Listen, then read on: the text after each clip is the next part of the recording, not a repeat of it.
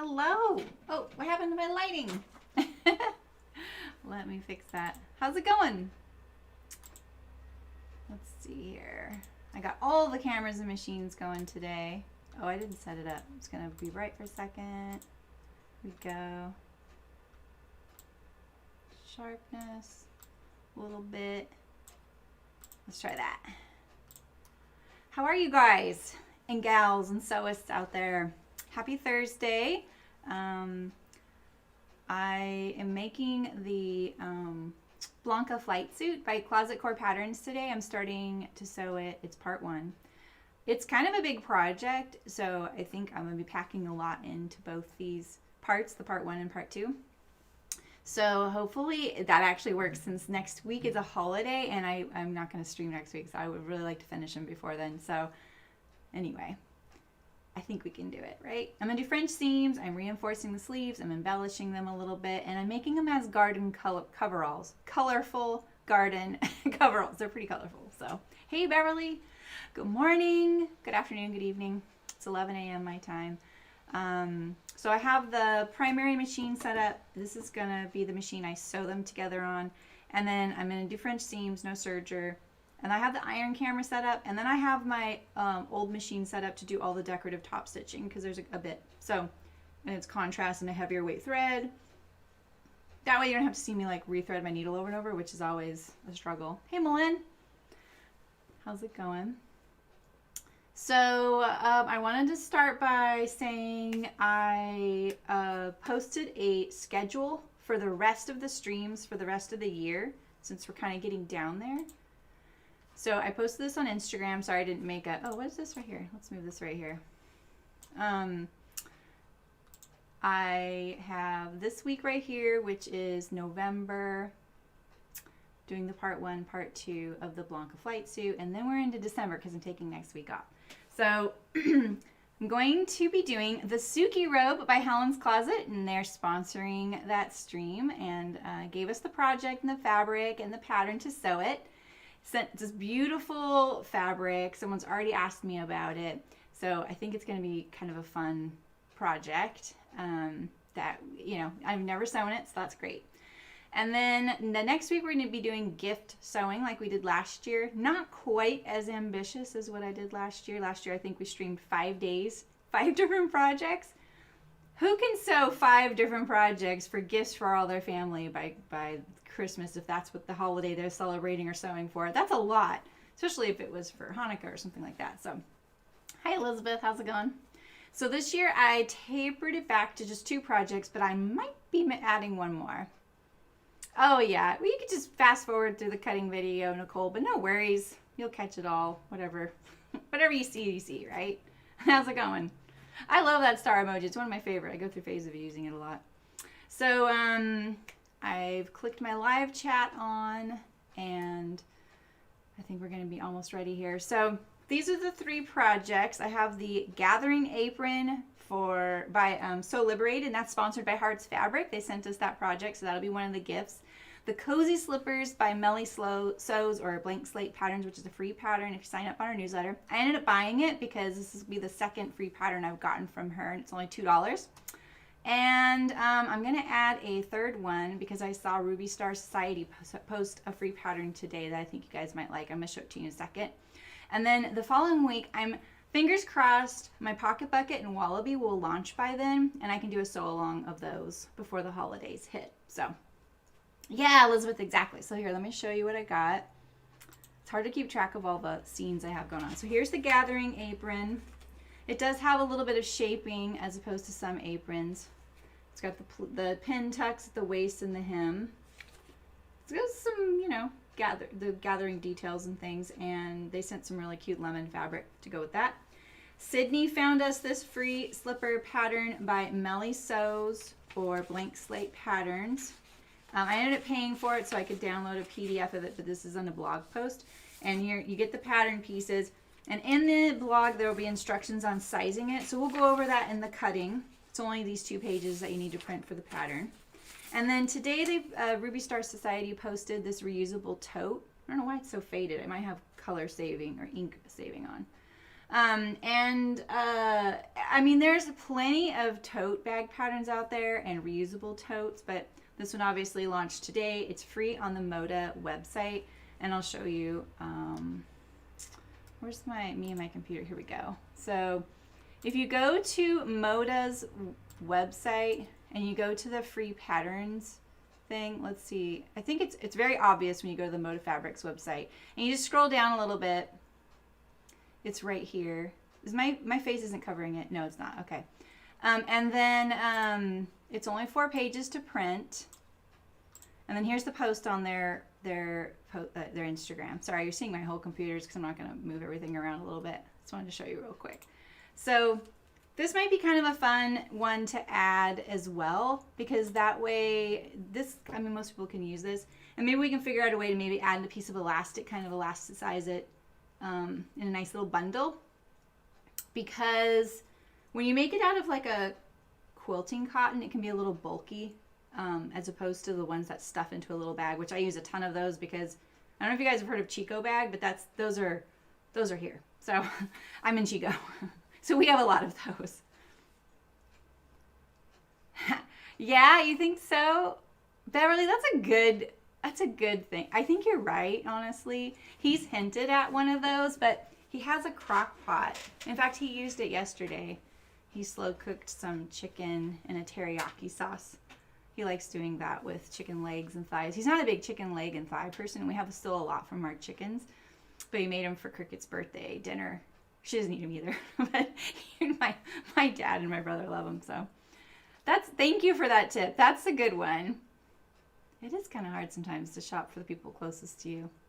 So yeah, so those are the 3 gift ideas I'm thinking would be really great. I think anyone can use the reusable shopping tote. It takes 3/4 of a yard of fabric.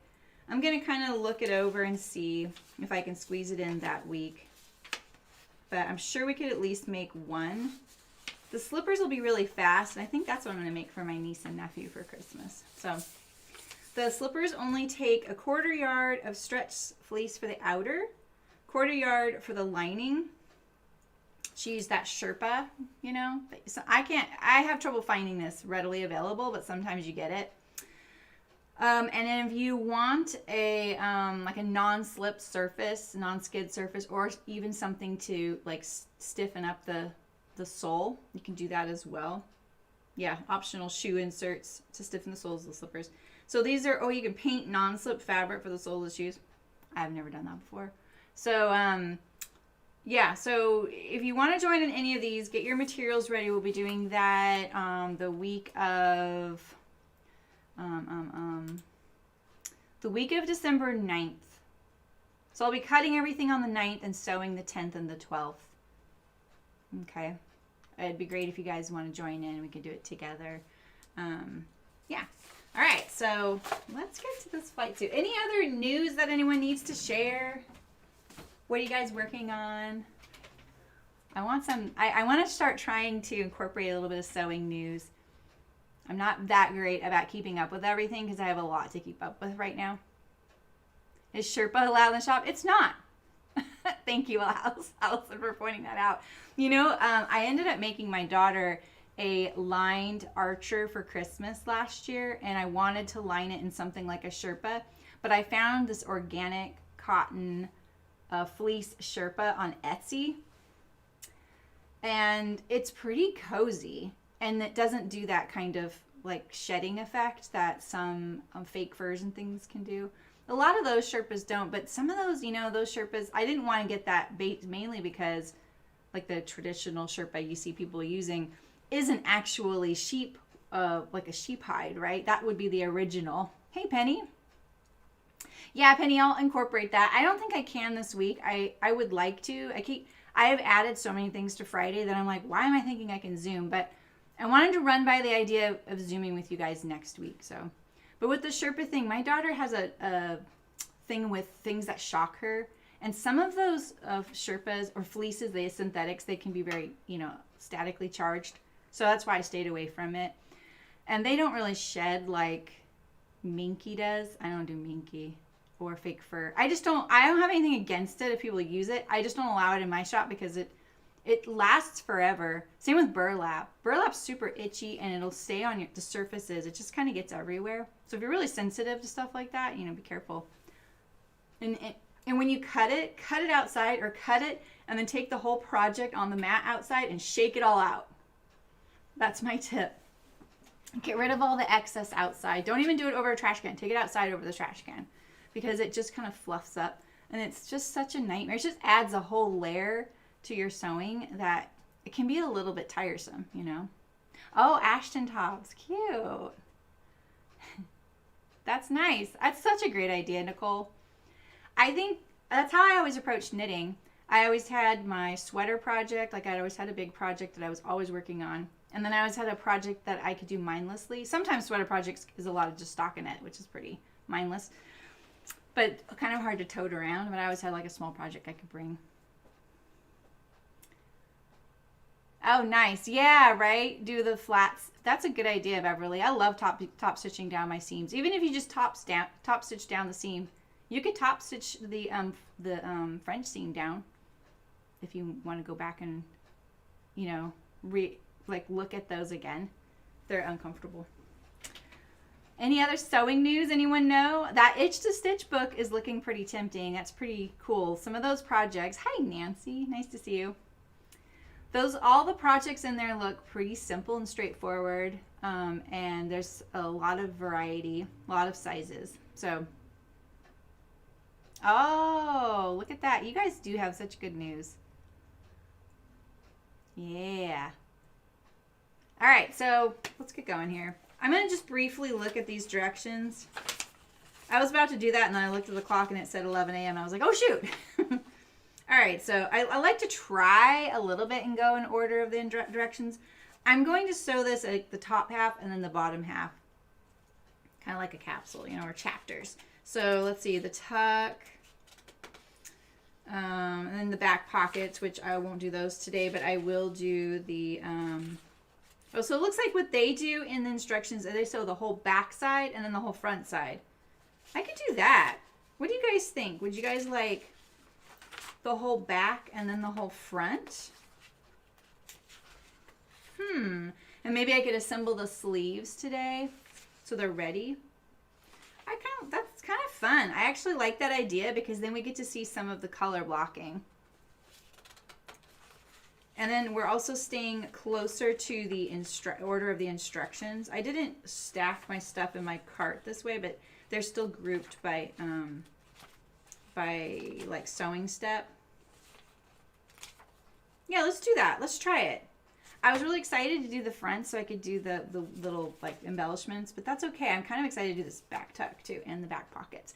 And I ended up, just for clarity's sake, I recut my back pockets. Wait, my back pockets.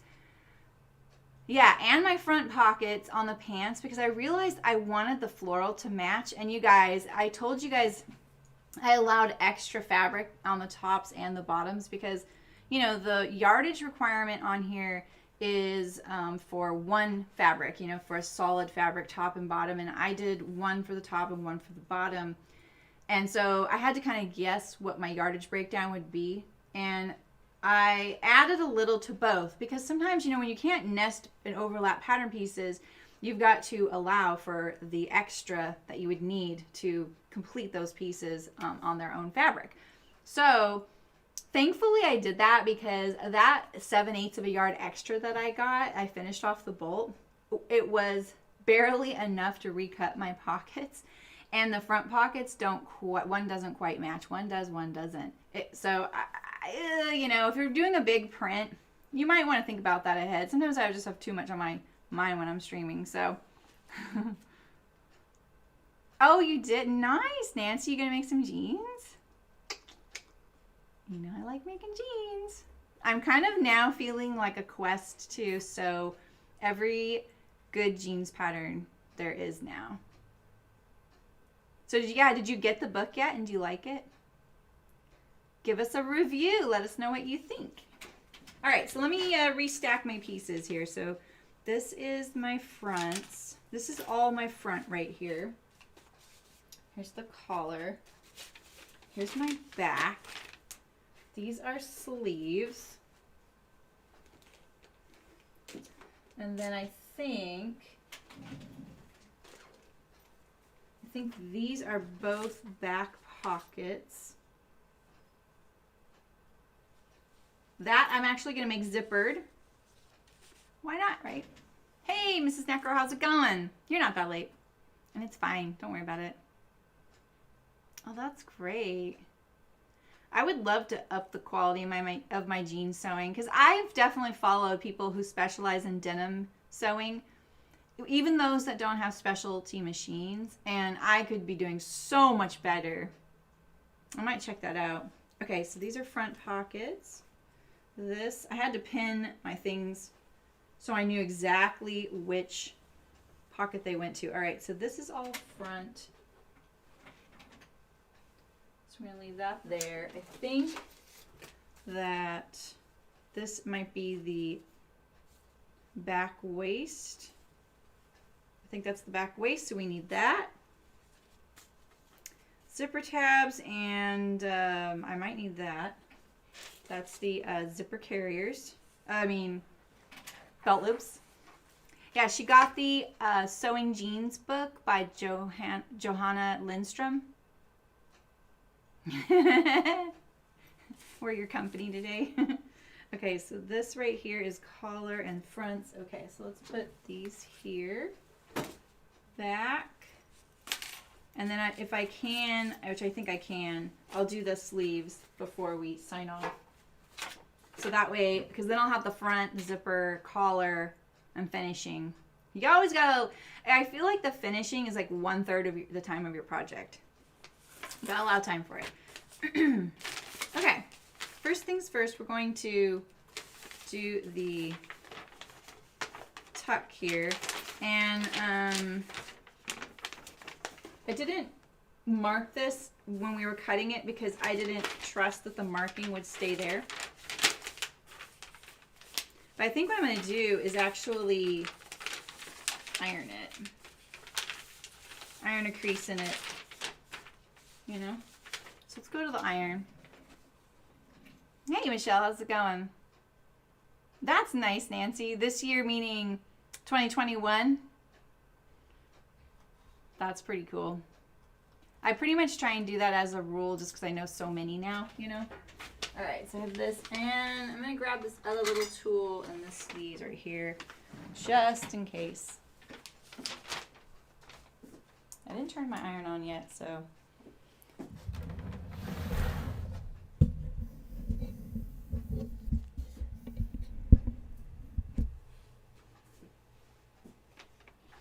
Okay, it's a little bright, sorry. Let's tone that down. I didn't test it with fabric today. Oops.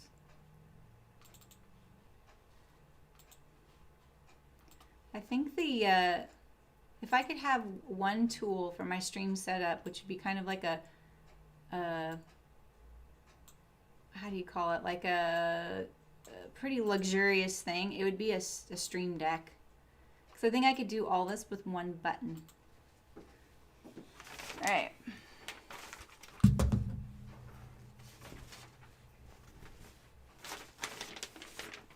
Won't get rid of that fold quite yet there.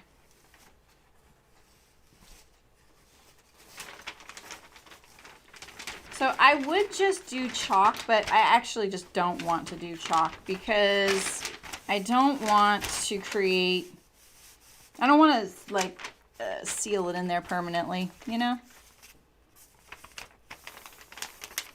That's great. Yeah, I mean, you don't have to be strict about it, Nancy, you know? Supporting small businesses is always good.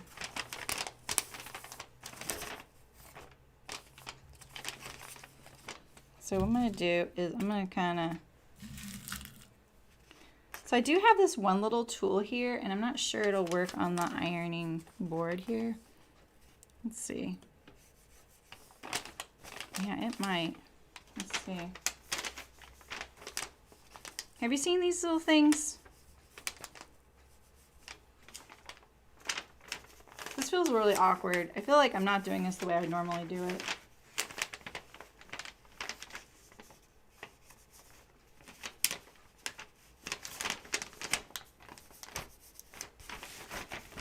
But see, it makes just a crease. I don't know if you can even see the crease. I think it's called a Hera marker. Another great Clover product. And see there, I can see that crease really nicely.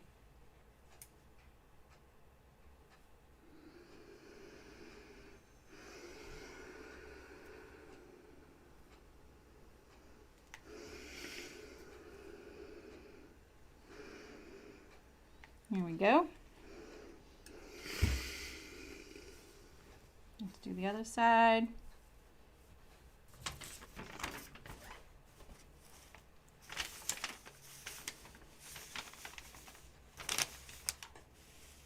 All right, I didn't mark the notch. Well, it looks like I did mark the notch.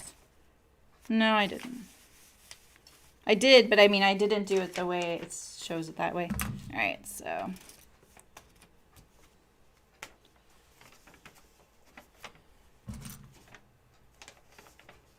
All right. My daughter turned 18 yesterday. It's crazy. I think when you're a parent, you think about that a lot more than you realize. Like when your kids are going to be grown. It's kind of nuts. All right, so now I'm going to just iron this one. I don't use that little Hera marker very often. I don't think of it. This seems like such a perfect application for it. And it's funny because my friend Kathleen, you've seen her in the stream before. Hey Ray, how's it going? How you doing? I feel like you emailed me and I didn't reply. And I know you always say you don't have to reply, but I have not told you guys what I have been going through the last few days. She didn't, Allison. California didn't pass that law. They didn't pass the law where if you're about to turn 18 in the calendar year that you can still vote. So she would have loved to.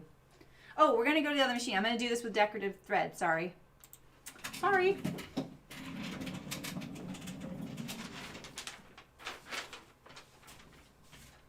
Oh, wow. Oh, we can't go home because of COVID. Wow. All right, so I have my chat on my phone over here. And I want to see kind of how's this looking? Does this look too bright? Let me know what you guys think of the brightness. Oh, 19. Yeah, right before I went to bed, I got an email, like an automatically generated email from some place that she had like physical therapy a long time ago. And they said, okay, your daughter's patient portal stuff has changed. Oh, I didn't change the microphone. Sorry. Your daughter's patient portal stuff has changed because she's now 18. And I was like, oh my gosh. They're like, you don't have the same access. I was like, wow, it's real.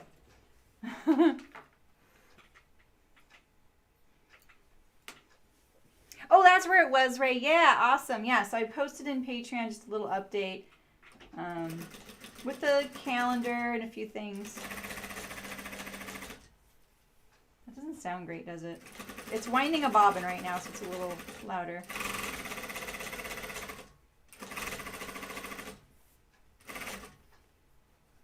So you just edge stitch.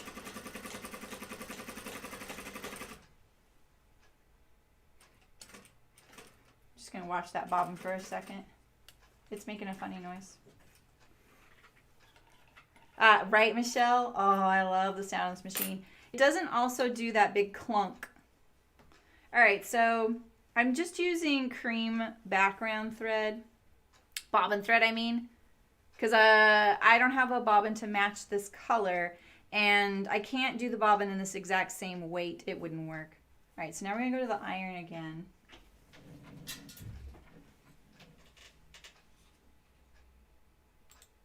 Okay.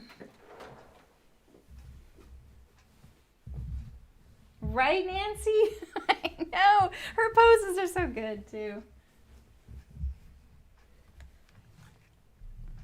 Yes, I feel like it's the weekend right now because I took yesterday. Well, I did a little work in the morning, but I took it mostly off because I just wanted to make her day really special. You know, like getting ready for having my parents over. I've gotten to see my parents during COVID because we've all been really responsible, and they're the only people we know, thankfully. So I'm really glad that we still get to hang out together. All right, so I'm gonna put this over to this notch. Where's this notch on this side? This is why I kept the paper pattern out. I don't have that other notch marked.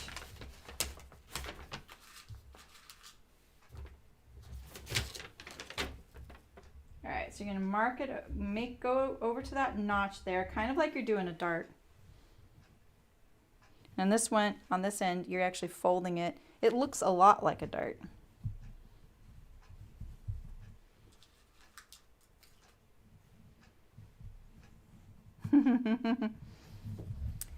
All right, so I think I'm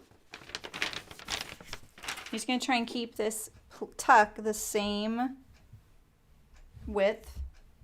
You can tell my stitching kind of stretched out this fabric a little. It actually didn't stretch it out. It's because I didn't iron this fabric before I cut it out. And I explain why I don't do that in my cutting video, and it's because I don't plan on ironing these when I wash them and wear them. So basically that top stitch just ironed it out. So now it'll be fine once it's like washed and everything. All right, so it looks like we got a nice even tuck there. And then the next step, we're going to top stitch it down just at the top and the bottom. So this gives you a little bit of ease across your back.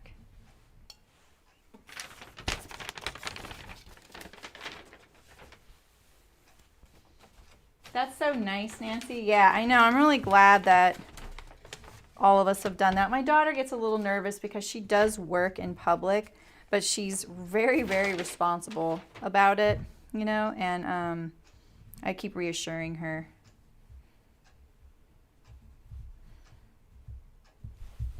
I mean, she doesn't get to see her friends. At least she can see her family who are actually responsible, you know. All right. Kind of just checking it out, making sure. I have to admit, this is kind of sometimes where I get a little sloppy is on stuff like this. I just go, yeah, it's fine, you know.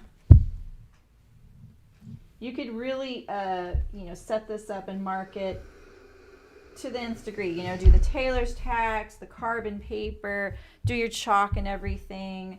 I'm kind of doing a combo of just paying attention to the markings, but also just kind of seeing where the fabric wants to lay so I'm not forcing anything. Things like this can be kind of finicky too if the curve is pretty steep or maybe you didn't get it cut quite on grain. This is kind of wiggly, I'm not gonna lie. Oh, wow. Nope, they are not faux princess seams for sure, because there's not really any shaping happening. Really, it just gives you an opportunity to have this expansion across your back. I wonder if we stitch this too. We'll look at the instructions to make sure. Let me get this off the table here. Let me look at the instructions real quick.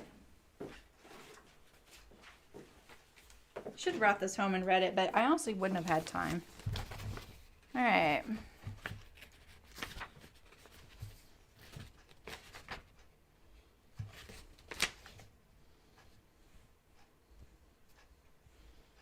Well, then you just stitched at the top.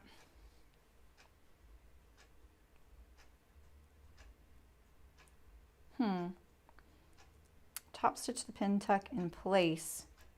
Secure the pleat. Stitch 1 inch along top. I think, I'm wondering, I imagine they would have said to do this, because maybe I could edge stitch this.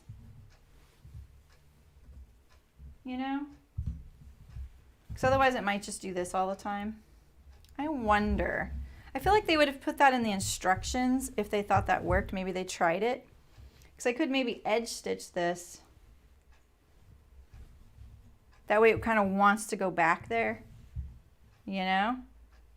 Yeah, I'm going to try it. We'll learn on mine. How's that? We'll learn on mine. Action pleats. Hi, Elena. How's it going?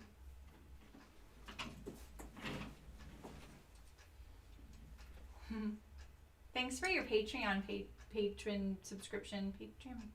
Yeah, you know what I mean. I've never heard the term action pleats. I love that. So what I'm debating right now is, so I think the next step is you would top stitch up here to kind of secure it, just to, you know, it says about an inch. It looks like it shows a little more in the picture, maybe just to emphasize it. I feel like this would just eventually just do this all the time, just kind of stretch out like that. I'm wondering if I edge stitch this fold, if it would encourage the pleat to stay there. So we'll experiment on mine. They probably tested this. I'm already swinging my knee looking good. Lift the presser foot up.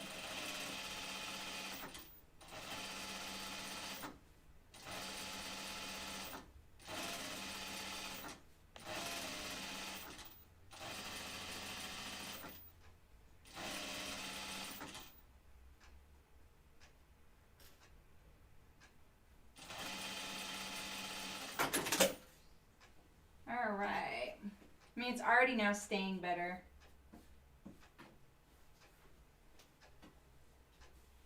Oh, the mic. Thank you, Ray. Thank you. Sorry about that. I actually have a wireless mic, but it doesn't do that great. And I would really hate for it to die midstream. So that's what I started streaming with. The first few streams are with it. And I get nervous about buying another one, because what if that one doesn't work that well, you know? It would be handy. Action mic, you know, like action pleats.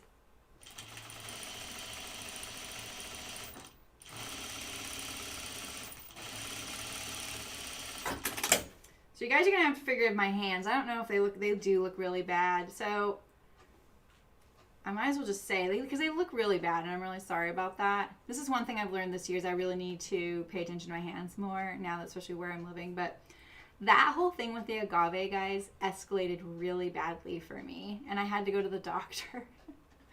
And so if anyone has agave, do not, under any circumstances, touch or cut it without like protective gear and a respirator, because it's not an allergic reaction. It'll happen to anybody.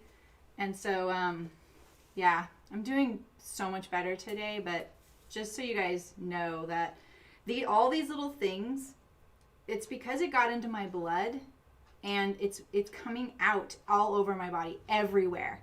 All these little bumps. These aren't even cuts. So just be careful with that stuff. I obviously did not know enough about it, you know? All right, so you're supposed to stitch an inch down, so I'm going to go to the other machine to stitch that down with the decorative thread.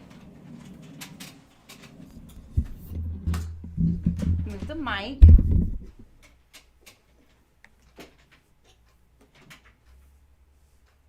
I wish this stayed lined up. Let's see. Get that lined up there.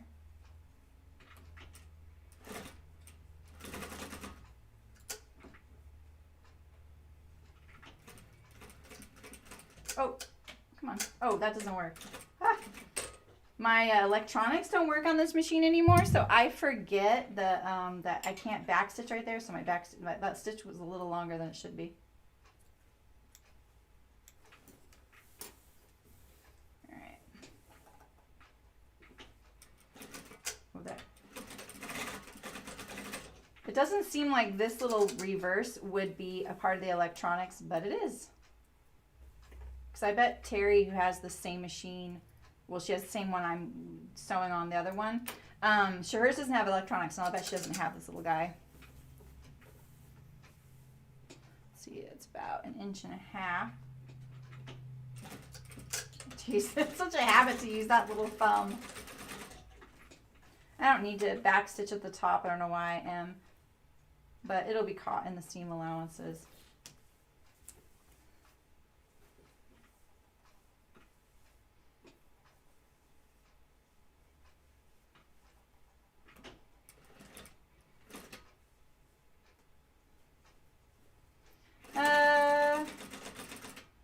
No, I mean, I didn't finish the agave job by any stretch. I was doing it and I was like, you know what? I have a bad feeling about this, so I stopped. Oh, right. Yeah, those ivies.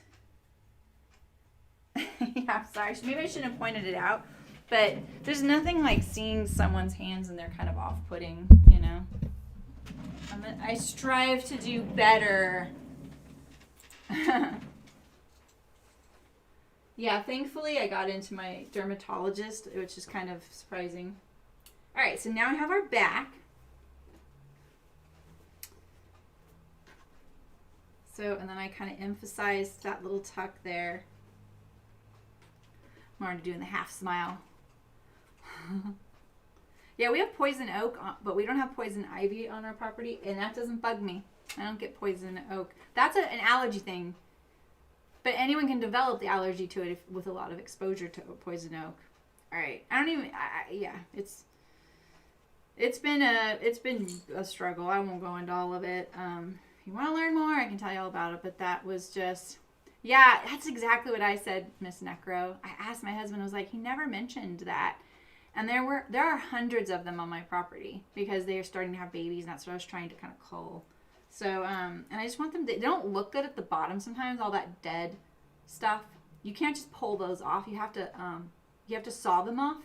And they're really stout at the base for those really, because we have big ones, bigger than my truck. I have a little truck. They're bigger than a car. You know, they're really big agaves. So, yeah. Yeah. All right, so I decided that I'm going to put my back pockets be zippered. Oh, but I think I want to do a little, I'll be right back. I'm going to go look for some binding. I don't want the zipper to go into the seam that I turned back, so let me go find something. Sorry, I forgot about that. I wonder what I could use. Maybe I could use fabric.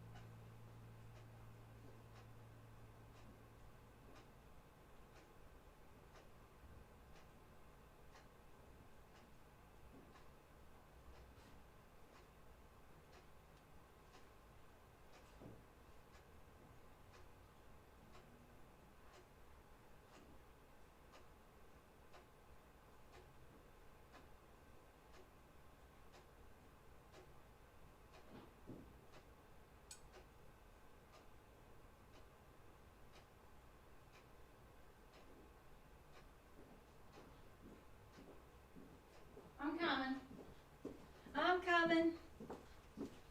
I got too many things in my hands. What color is that?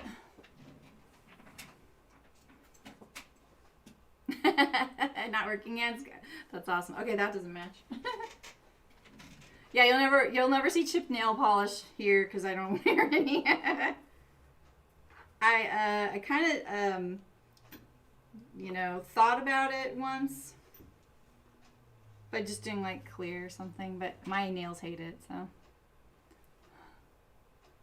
Yeah, exactly right. I don't even want to hire someone to work on that stuff.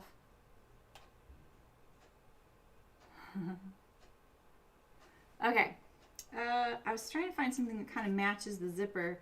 None of these really do. And I don't really want to go that out there, you know? I could just use fabric. But the binding would be so, this is kind of cute. I brought all the fabric. Beehives. What about this? Too much. This works pretty good, actually. Maybe I'll just do that. not think about it too much. That's the thing, is like hindsight, right? And my husband, he said, you know, you could use the chainsaw on those big dead things. It's like the taller one, the ones that are up that have died are like a palm tree. You know, you want to get rid of the palm fronds, so something like that. And he's like, you use the chainsaw, and I was like, okay, you know, and because my little saw wasn't really going to be enough, and as soon as I did it, you guys, here, this was kind of the capper, is because I inhaled it, so it got systemic in me.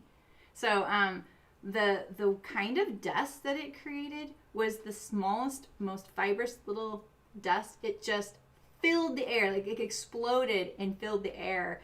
I'd never seen dust like that, and I went, okay, I don't even have a regular mask on right now. So that's when I was like, okay, I did a few. It's a little addictive, and then I was like, okay, I gotta stop. You think that one will work? Yeah, I think that'll work. All right, so I'm kind of winging this right here. I just want enough on the sides so that I can turn back and top stitch, you know? So we'll just cut a little bit, like, and we'll cut it. So I got this zipper by the yard. Such a smart idea. So smart. All right, and now I just need about that much. I want it still to be big enough for my hand, you know? So let's see, we'll do it about an inch in as well. Maybe right there.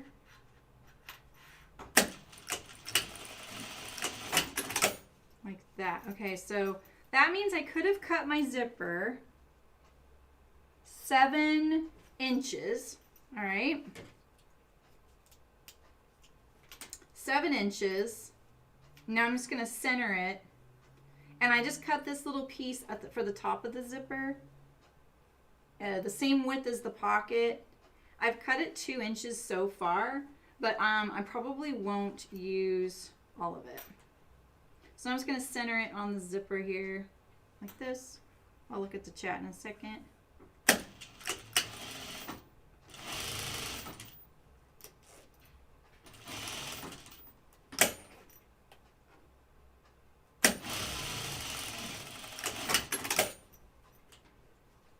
Yeah, exactly. Do I think it was like pollen? I don't know. The thing is, it's actually a thing. So if you look up agave, it's like called agave puritic dermatitis. Yeah. So I think right, me with tequila. I know, and I don't have any issues with tequila. But like I said, wasn't an allergic reaction. This would happen to anybody because it's so abrasive, the fibers, and so it's a very pokey plant. Like you wouldn't get near it anyway. I had gloves on. Oh, you know what's crazy thing is that I had a splinter in my finger the whole time. I didn't notice it till I was sitting there at the dermatologist's office and waiting in there for like an hour. And I was looking and I was like, oh my gosh, I have a splinter. And it was a tine from cactus. I don't know if it was from the agave because I'd touched other things, but that was kind of crazy too. That the fact that I've been examining my hands constantly and sitting there like trying not to itch the little things, and that was there the whole time and I didn't notice it. Kind of crazy. She took a picture of it. It was so big. It wasn't even bugging me. It's so weird. That was the least of my worries, apparently. All right, so I may not keep this 2 inches. I just made it 2 inches so that I could have some room to kind of decide on the fly here. Yeah, so I'm on all kinds of stuff now. It really started kicking in last night. I noticed that I started feeling a little less itchy. So the daytime is my best time, like 11 to 6 is fine. It's the mornings, evenings, all night long. It's the worst. So anyway, the one thing I did kind of feel relief over was that I'm really happy to have these coveralls. So I'm really glad I'm making these. I think these are going to be fantastic to have no matter what. But it kind of made me go, all right, these don't need to actually protect me from agave because I don't think I will tackle that like that again. I would probably do something different. So I don't think that these are agave approved. All right, so now I'm just going to So one thing, if you note, I'm not actually finishing this edge. And that is mainly because I'm going to be top stitching it down. All right, so this seam allowance, I think on this pocket, let's see here. We don't really need, how big do we want this pocket? So if this was right here, right, and like that was like that, I think that that would be enough. So I'm going to trim about 1 inch off the top of my pocket with these itty bitty little scissors, which won't be very accurate.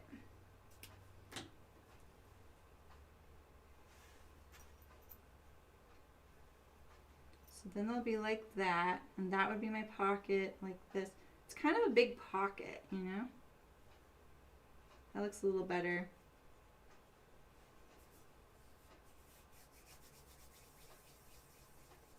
You know, maybe if I wanted to get fancy, I would have made this like a lapped pocket, and I would have made this much wider, had this fold come down to the seam, this would extend up, and then I would have like a covered zipper.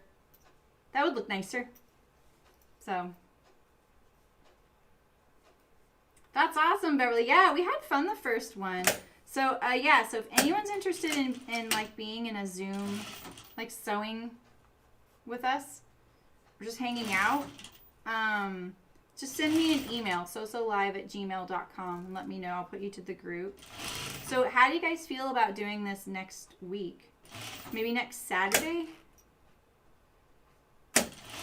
It's a holiday week in the States, but not the whole week. It's just like Thursday's a holiday, and I think a lot of people do take it off, you know, because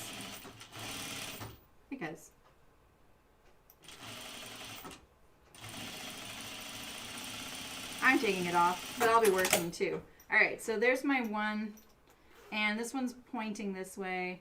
So let's see. And then that can, I still have room to turn this under like that.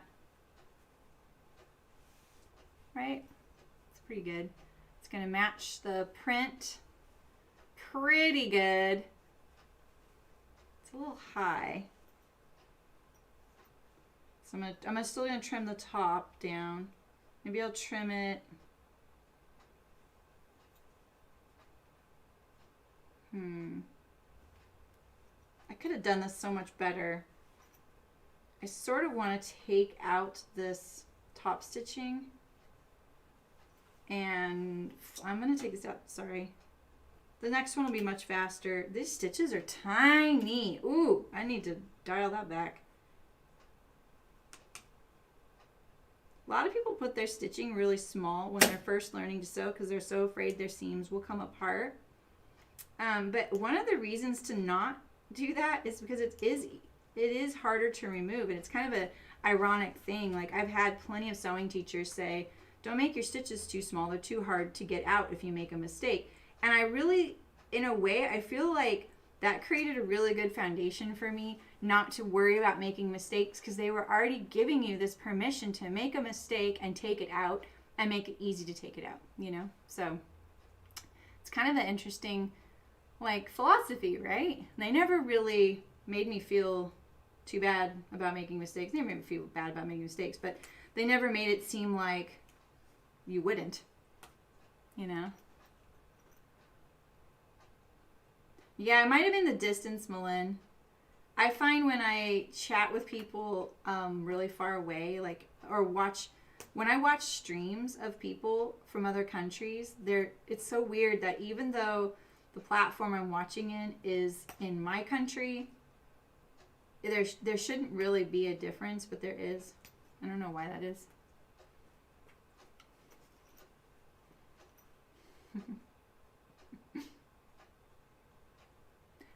Malin looked fine. Like, she sounded and looked good, but I think we were hard for her. It was like we were lagging for her.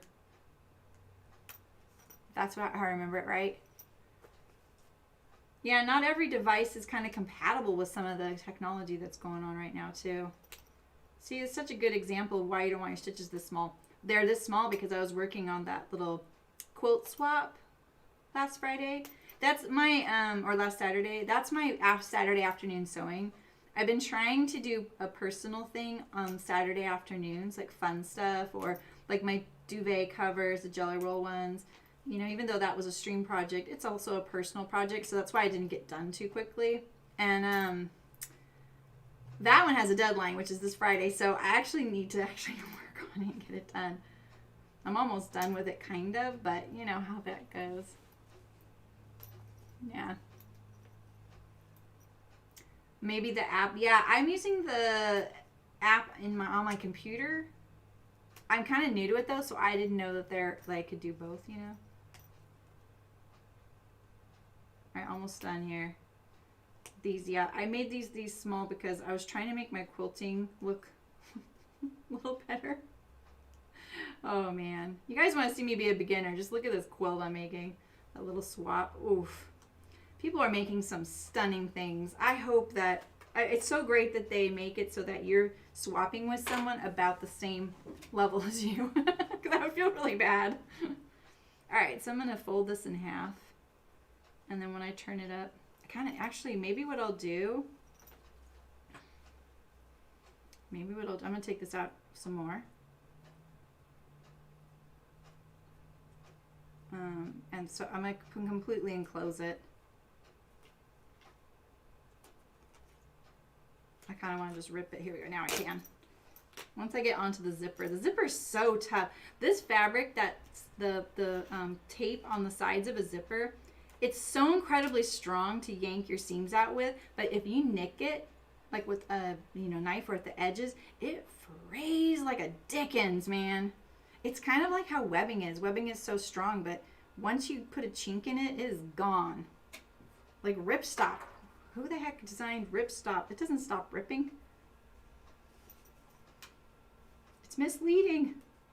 All right. And I'm still kind of gently looking at raincoat options. I've been like kind of watching what people are making and kind of got a couple of ideas. I saw Needle Sharp has a raincoat box. Kind of tempted. I haven't looked at it yet, so I don't know. That's not what I want to do. That's not what I want to do. That's not what I want to do. Pay attention. Pay attention. I want to do this like I'm binding it. I'm going to start from the back.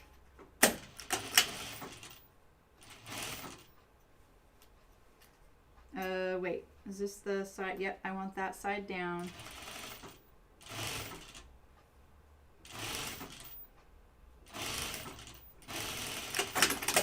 And now I'm going to enclose it. All right, so this is extra. This is not in the pattern. I just wanted zipper pockets since there are garden coveralls on the back as well. I think that'll be useful to me when I'm out there gardening in my hazmat suit.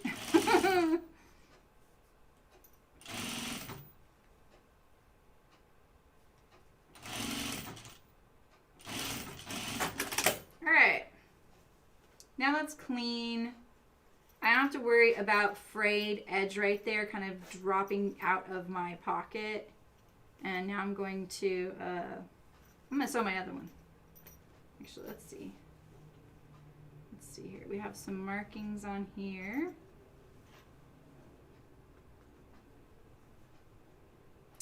Yeah, so have you looked at what they're doing? What needle sharp options there are? I think it's she said the So Indulgent box is the one that has a raincoat. What's going on here? I really did this inaccurately. This one right here. Oh, that's right, because this one is not, yeah, okay. This is the pocket right here. This one is a hip notch for something else. So we're just going to mark it because I'm not sure when we need it.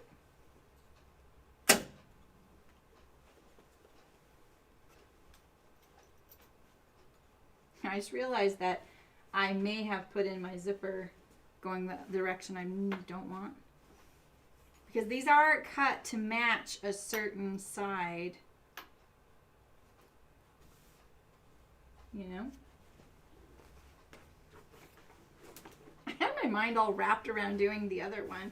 The front, the tops. Not doing the bottoms. Let's see here. This is supposed to match, but it's not looking like it's matching.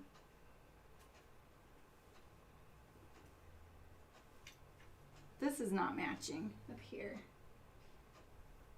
Is this how I want it? It's pretty good. Matches pretty good.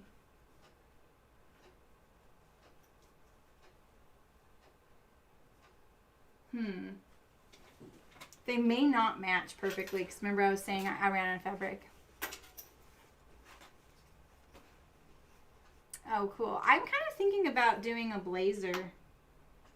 Maybe this one goes on this side. What do I want it to mismatch? Oh, see, this goes with this so well, but this does not go with this one down here. That's so interesting.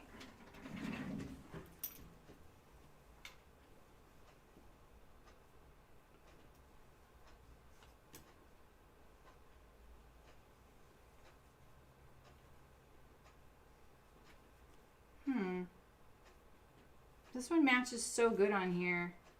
I think I just gotta suck it up. Yeah, I think so too. It just irritates me that this doesn't match. Maybe I put it, it didn't look upside down though. Like I checked it. All right, so.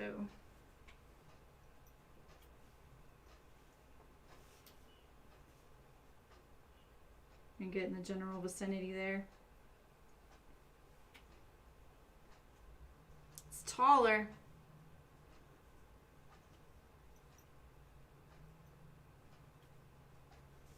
You will do a better job of matching your print than I could.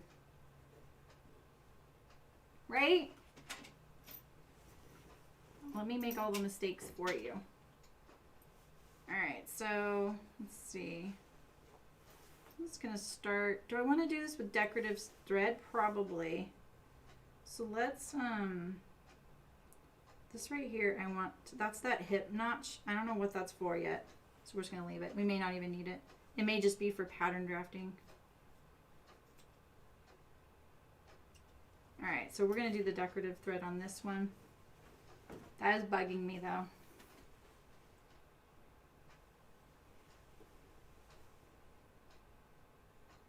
Yeah, boiled wool, it's nice. I made that Wigston Howery with boiled wool, the unlined one. And it's my little shop jacket here. I love that thing. I love it because it goes over anything I'm wearing. So if I'm wearing something that's not a set-in sleeve, it still goes over it, you know? Or a sweater. Yeah, right? I got mine from Blackbird Fabrics. They carry a really amazing selection of colors. I'm trying to remember if I pre-washed that. All right, so maybe what I did was I flipped it and did this. Okay, so let's cut this little inch off here. We know what we're doing this time around. Maybe I'm not thinking of something.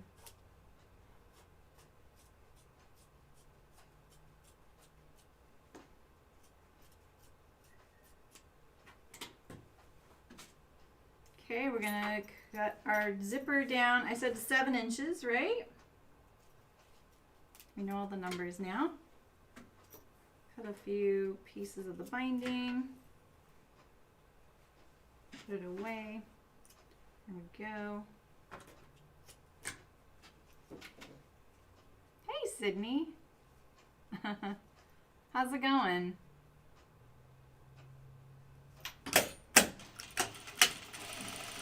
I further looked into that slipper pattern. You're right. She gives all kinds of instructions on, not all kinds, but she gives instructions on resizing.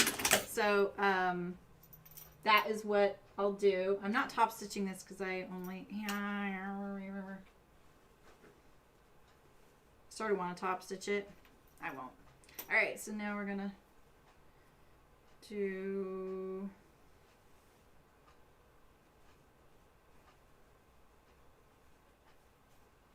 this. Oops, whoops, whoops, whoops.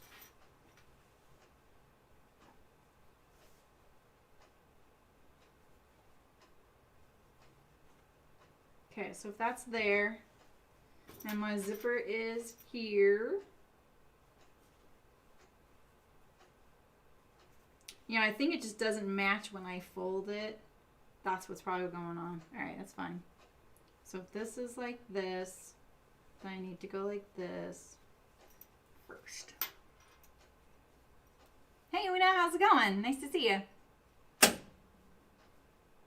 Ooh, yeah. The Sapporo, that looks pretty cozy. I think I might add this free bag pattern, Sydney, that came out by Ruby Star Society on the Moda website. Okay, I have never done this before. I wish you could see this. Oops, oops. Oh, can I show you this?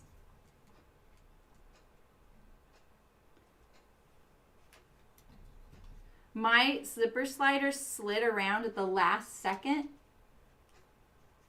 and my needle is going through the top of the zipper slider. That could have gone so badly. Oh. I've never done that before. I just moved it out of the way, and then sometimes that's what sliders do. They will kind of bounce. As soon as you move it, it'll bounce and it'll swing right back under your towards your needle. So you gotta be really careful. I'll sew it from this side. That would have been too exciting for me.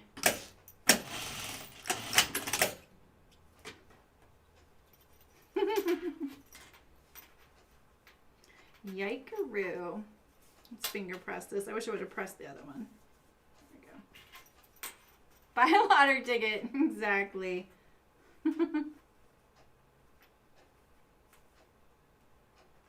Yes, Ruby Star came out with a free bag pattern, like a reusable tote. There's plenty of reusable tote patterns out there. I've never made the stow bag, but I have it. I thought about it, but I was like, you know, people have to buy that. So maybe we could do this Ruby Star one. It's on the Moda website in their free pattern section.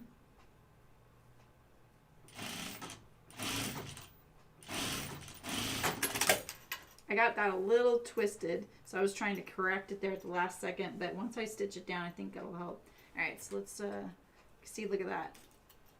And I'm gonna take that out. It's a little too much. I tend to pull when I sew. We all know it.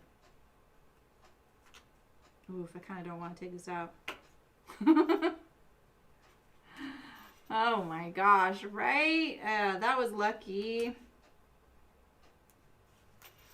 Pretty rare I break a needle or hit something, but we have. Remember that time I started sewing without my bobbin in? Yeah. Can I get eye roll emojis in the chat? Even Brooke was like, Sarah me! I was like, yeah. Haven't done that in a while.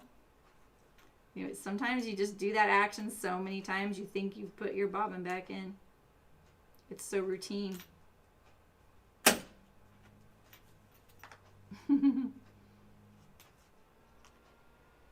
Oh, you know the other weird thing I had? Maybe I should buy a lottery ticket. So last night I was playing a game, and I was in with none of my friends. So I was just playing on my own, but there were other players in the game, right? It's a multiplayer game. And they were on a public mic, so they could communicate with each other, and they were nice. I generally don't talk because of the girl thing. And but these guys seem kind of chill. One of the usernames in there, and I am not joking, was Chicken Boots. That's it, Chicken Boots. And I was like, I sent a screenshot to my daughter, and she was like, oh, are you playing a new game? And I was like, no, look at the username. You know what my username is. And she was like, what? What? I thought that was you. I just thought it was you. I didn't tell the person. Oh my gosh, I had a business with your name, because then they could look me up. But that was kind of nuts. I was like, someone watching me? No, it's not a drawstring bag, Sydney. Here, I'll show you. Hopefully you can watch right now. Oh, it's not that. Which... Me and my computer. Here we go. This is what it looks like. And so that is on their Instagram. And it's on the Moda website in the free patterns section. Look at the shower curtain making guide. It's down right here. So.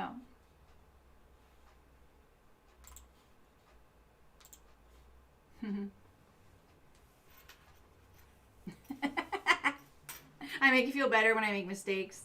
I love it. That was Rogue Company. That game. It just came out this summer and I've actually been really liking it. It's kind of like a 4v4 type of mode, and cooperation and communication are really helpful. But there's a ranked mode. I am not trying to get ranked. But there's something you kind of unlock if you do it for 30 games. And so I was just playing that too. And I've unlocked the thing last night, so I don't have to play it anymore if I don't want.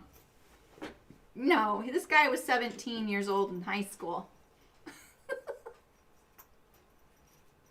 No, he's never heard of Chicken Boots.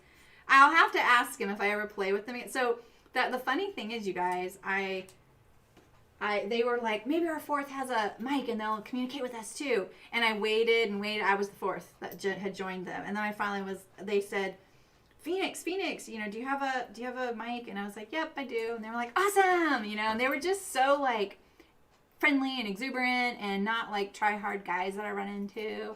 And, so they, after the game, they invited me to their lobby and I joined them and I played with them for a few games. They were really good. They helped my stats out. And, I think I need to make this a little shorter. Doesn't it look like it? So, I ended up playing with them. So, I'll have to ask if I ever play with them again. So, where'd you get your name? Maybe his mom or dad, who's a knitter? I don't know. Oh, wait. I didn't want to do that. I did not want to just cut that off. What the heck am I doing? Oh, yeah, I kind of do. But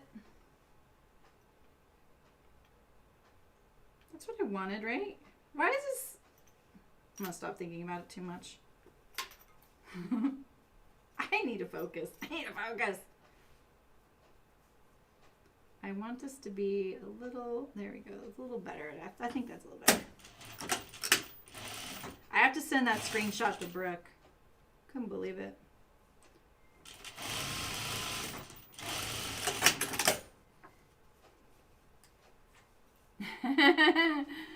Yeah, right. I know.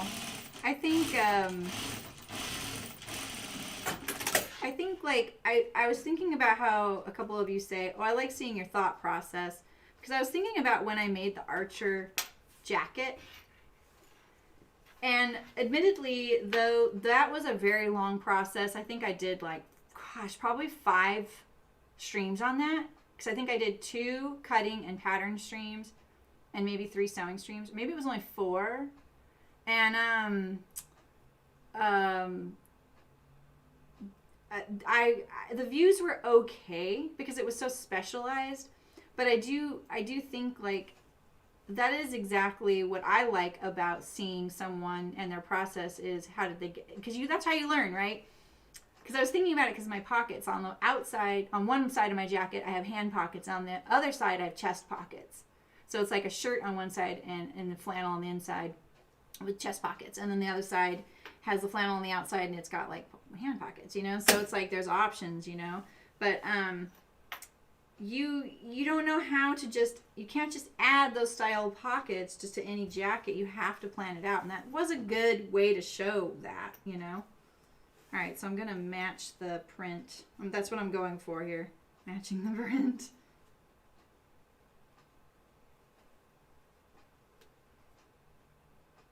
All right, this is that little hip notch that I probably don't even need.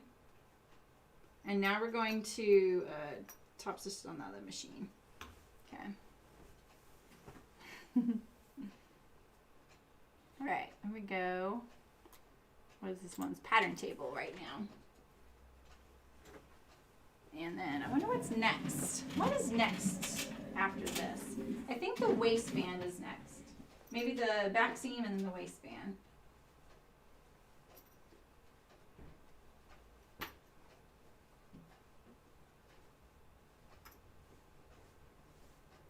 Really, Mrs. Necker? That's so funny. I've never heard that.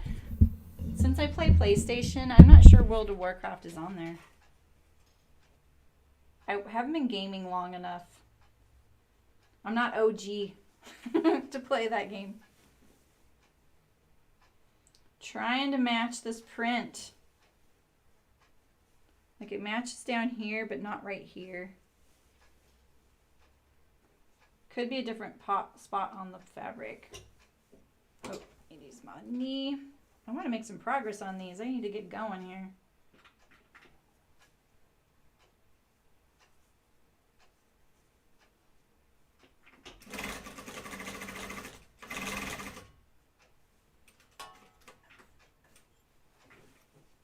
Oh, that looks kind of bad. I need to be better about my top stitching here.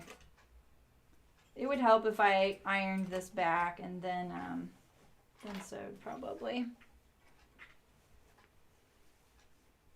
It's PC only. That's what I thought. Well, you know, that's a good question, Ray. It's a flight suit, so they're not actually intended to be garden coveralls. I'm wondering what that is for. I wonder if it's for the... No, it wouldn't be for that.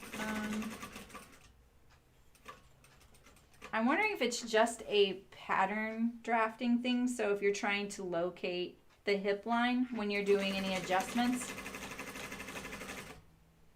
This is a pretty big pattern. There's a lot going on, so I just left it there. I'm really close to this seam allowance, which isn't good. This seam allowance is about the top of this pocket, so note to self, if you're not matching the print, drop your pocket down a little lower if you're adding this much to the top here. I'll probably have to do a smaller seam, which isn't a good thing.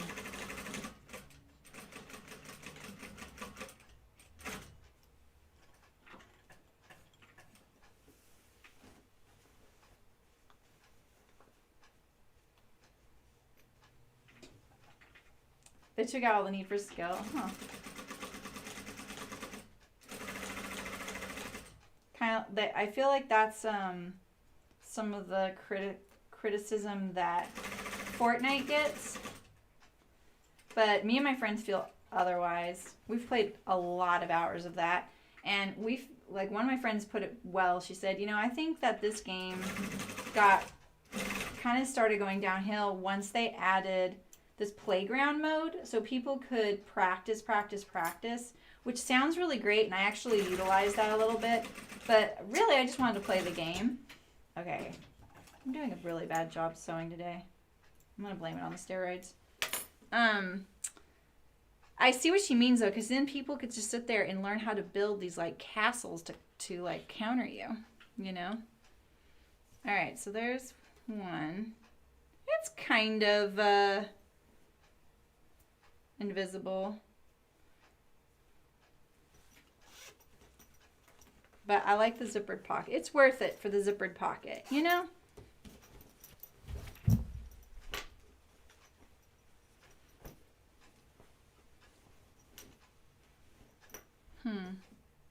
You tried gluing your printed pattern, someone here mentioned it. Oh, that's nice.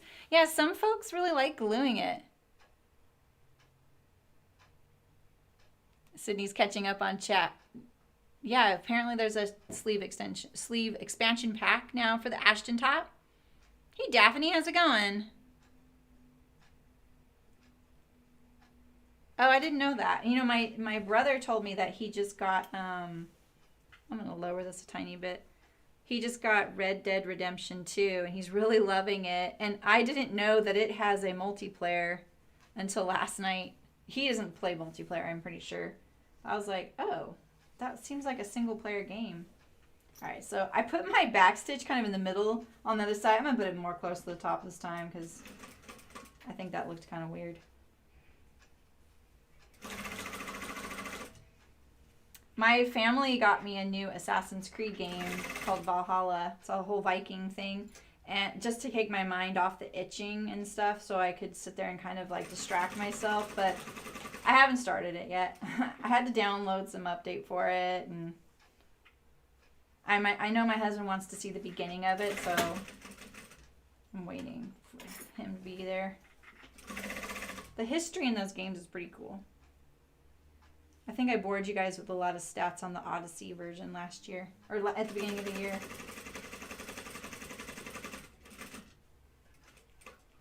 I'm hand cranking to get to the corner with my hand wheel.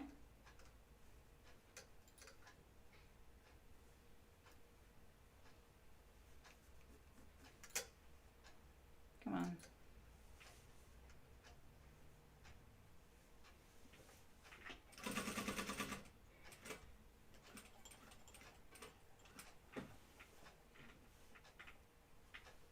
Yeah, right, Allison?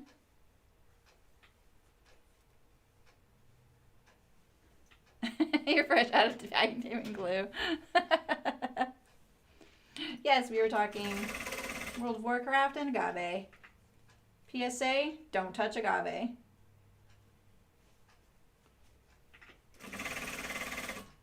It's deadlier than World of Warcraft.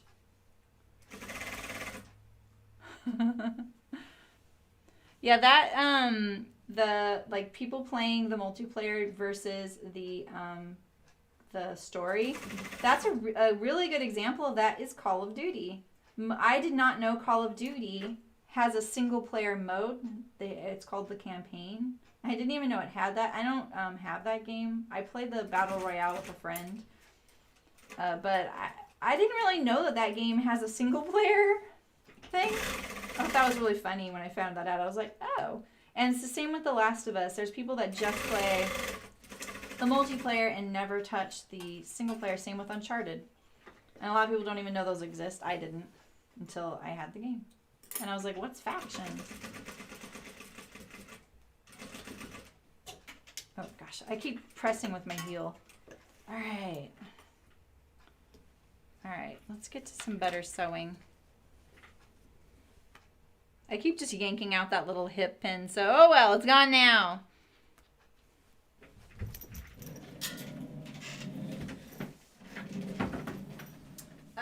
What's FPS again?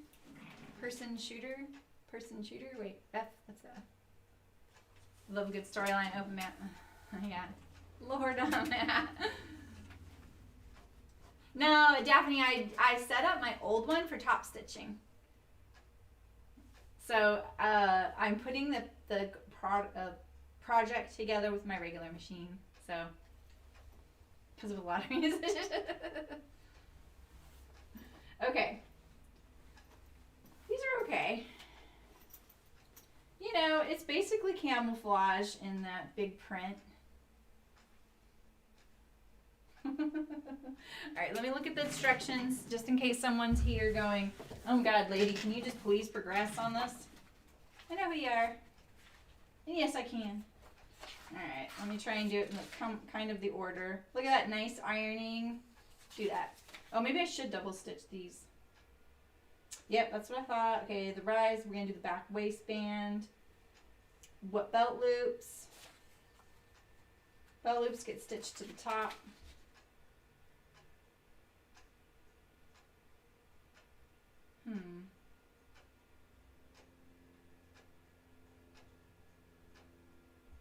Okay.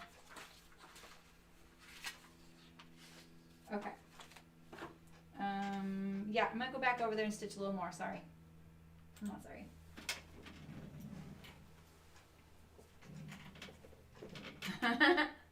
First person shooter. I don't know why. I knew when you said that, I was like, that doesn't stand for first person shooter. Yeah, first person is tough for me too. I play Call of Duty minimally.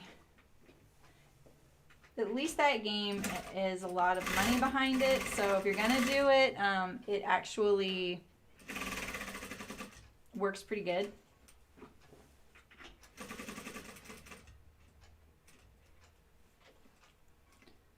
So when you do things like this, you can use a double needle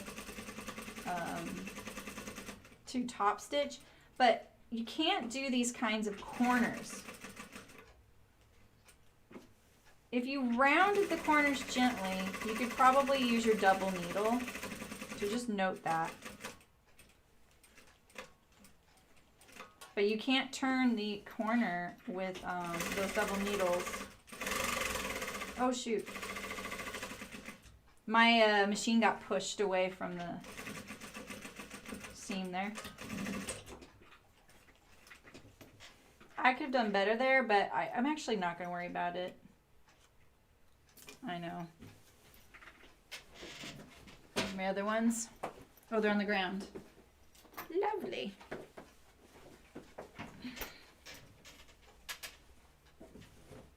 Yeah, I'm really surprised how many gamers are here.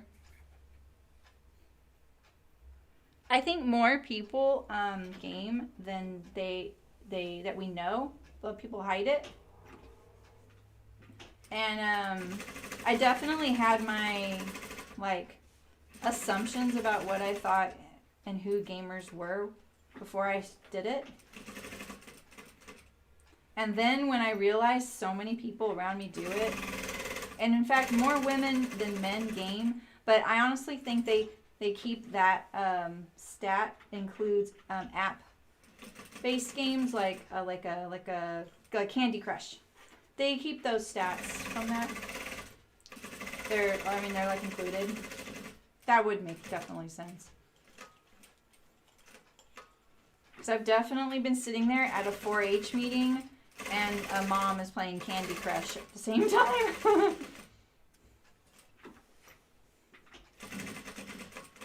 I'm like, wait, we can do that?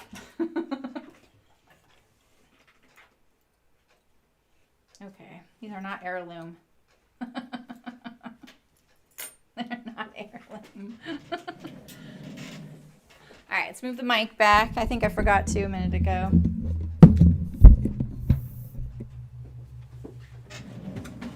I think my sister gave me Skyrim last year for Christmas. I downloaded it and I was like, holy heck, this is a huge game. And people have been playing it for years.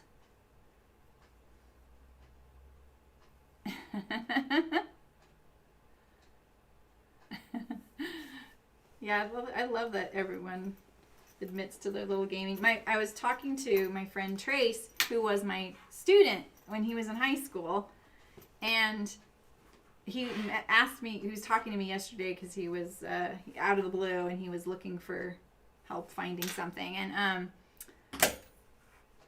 he said something about loving Twitch, and I think that's what it was. I was like, oh god, I love Twitch.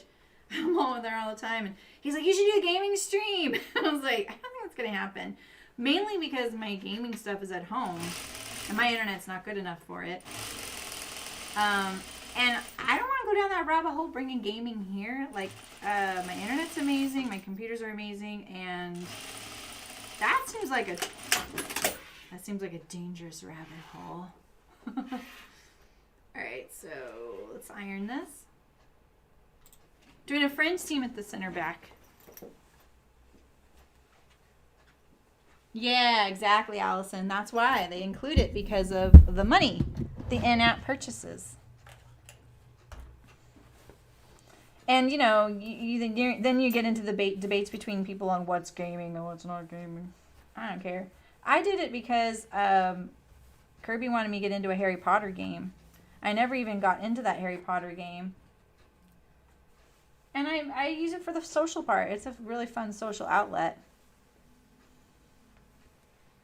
You know?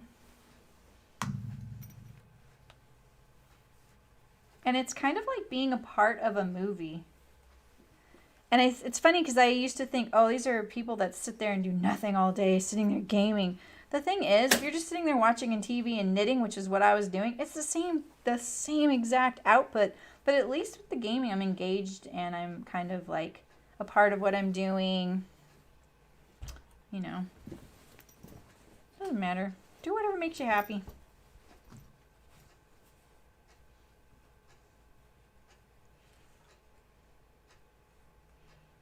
That's pretty cool you went to school for video game development. That's a tough field for a woman. It's getting a little better. No, I don't. Right? That's it, Ray. Would Michael and Cricket ever see me again? I would consider it if I could do it from home without a face cam, like just casually, but the face cam kind of helps, and then you're in a whole nother thing of your promoting and developing, and you know, maybe I would do it if I wasn't worried about that. It was just very casual. But I don't know. That is my hobby. You know, that's the thing is like, sewing isn't really my hobby. You know, it's just a hobby for a lot of folks. It's well past the hobby for me.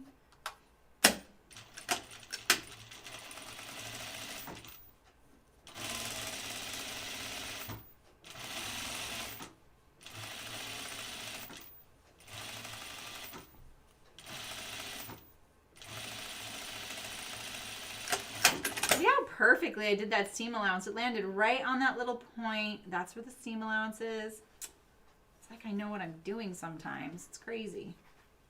It all comes together. All right. Look at that butt. Look at that sunflower.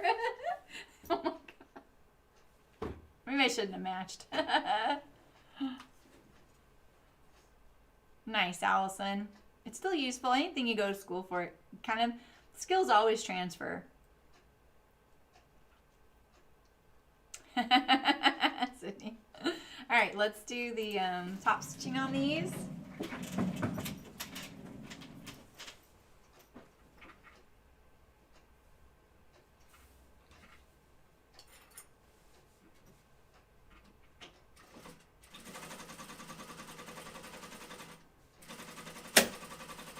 I think I could have a better foot for top stitching than this one.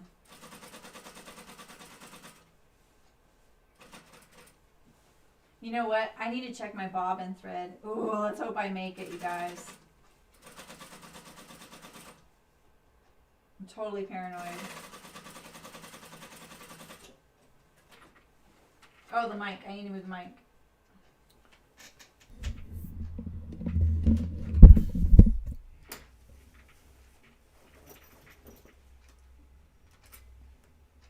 Oh yeah, we're fine.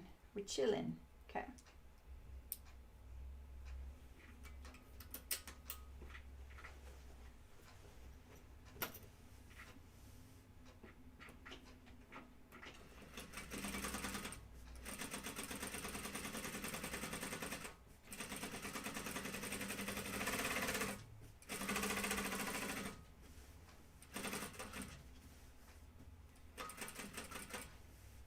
Kind of hard to do the double needle on these curves.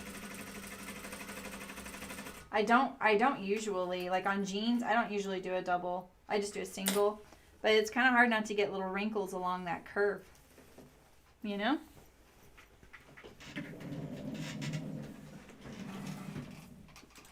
Alright, let's see what's next here. Me too, Mrs. Necro. I like when people are mad at something that's just kind of like beyond their control or the mistake they made. I'm just like, I'm not even mad about that. My husband used to, I tried to get him into games, and so I would find things I thought he'd like, and I got him FIFA because he's a big soccer fan. He gets mad at that game, and it's so funny because one time my friends heard him downstairs, and I was like, that's my husband playing FIFA. He's the quietest, most diplomatic, mild-mannered guy, but he'd be like, oh, come on. Like, he was watching a soccer game. It sounded like he was watching a soccer game. It kind of cracked me up. He loved it, though. All right, so we're going to do the belt loops. Why am I doing belt loops? I'm not gonna, oh, I am gonna wear a belt. Never mind. I'm gonna wear a belt. I think that'll help kind of keep that saggy crotch prevention, you know? That's great, Sydney. That's a good combo. Pikmin battles on the Switch. Oh, cute. The Switch sounds so fun. There was one guy in my lobby last night playing that game on a Switch, and we were all like, what? It's kind of crazy. All right, so belt loops. They're having you finish one long side, and then that way you can just kind of tri-fold it like this and then top stitch it down. Let's see, if I do, I think I'm going to sew it in a tube. My fabric's lightweight enough that I can just sew this in a tube, turn it right side out, and then top stitch it. But if you have a fabric that's more like a canvas, like a heavier weight, what you could do is overlock one edge or finish it, zigzag it, whatever, and then tri-fold it, put your overlocked edge on top of this, and then you continue on. So I'm going to sew this with a pretty small seam allowance, a little bigger than that, more like 1/4 inch.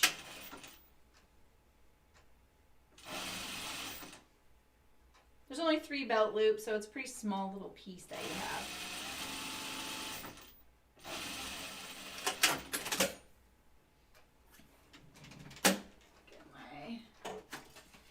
The only loop turner I've ever figured out how to use.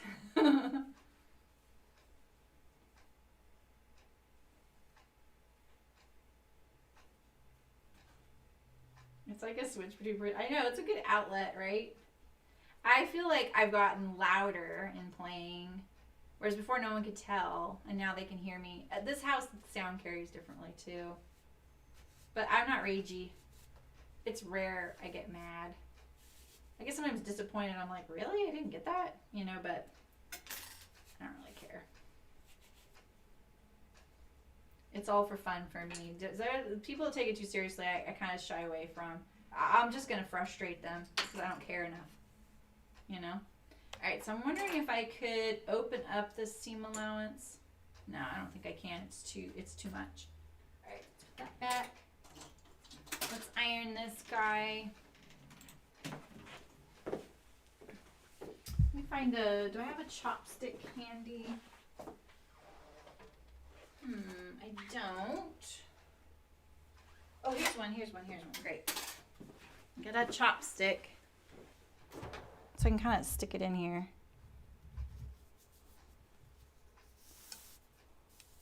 Just kind of trying to make sure my seam allowance doesn't get twisted in there.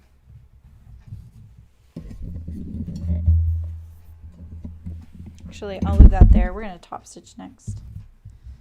What I would really like is to open up this seam allowance in there. Maybe if I had trimmed it, I could have. It would have been harder to get it open. Can I though? Yeah, the seam allowance is too wide. Oh, maybe it's not.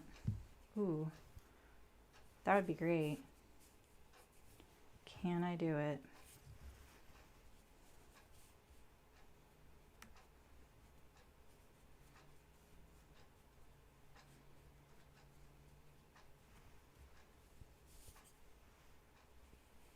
Because then it would be evenly distributed. The thicknesses in there and the top stitching would look nicer, but I feel like it's twisted right here and I can't get it. Sometimes I see these seams and it kind of does this little curve. Sometimes I put it, like I fight it back into not doing that. Other times I just let it go. I just let this thing lay the way it lays the flattest, because I'm going to top stitch it down anyway. So I know that doesn't sound very professional, but these little things can get so off kilter. It's so small. This is kind of a open weave fabric, right? So there's a little bit of like a stretch factor that happens. And so I could be sewing it and torquing it a little bit. Maybe it's not cut perfectly on grain. Maybe the sewing is doing that too. Like the bobbin is pulling a different way than the top thread. So I say you just do what works best. so that it lays the flattest and you're not having issues. I'm going to push the seam allowance now back with its friend. Maybe I can get that little seam straighter.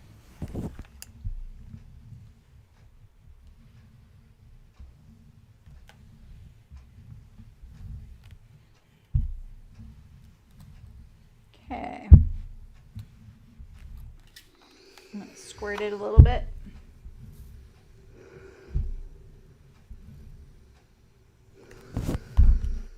All right.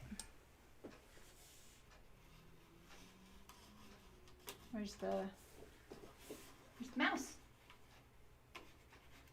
There it is. Wow. Couldn't find my mouse.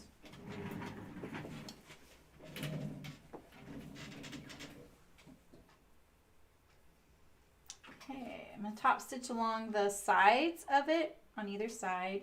And see, this is why I was kind of hoping I could get my seam allowance all the way to the edges in there. So if you did it the other way that they have you do it, it will be a little thicker on one side as well. This is more like it's not going to be on the seam allowance on either edge.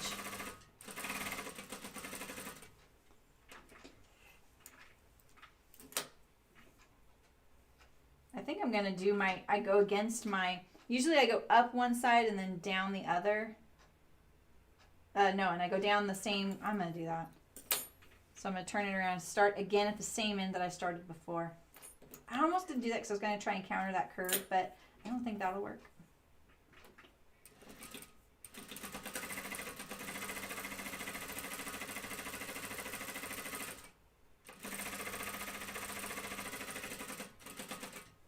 All right. Okay, so now we have our belt loops.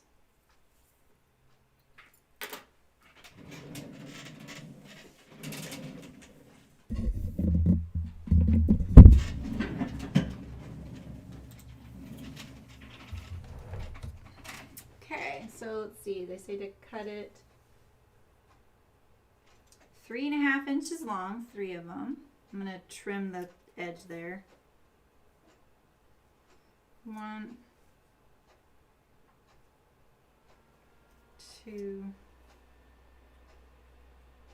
So now see I have this little curvy one. So I think I'll measure it from this end because it's a little straighter for a little longer.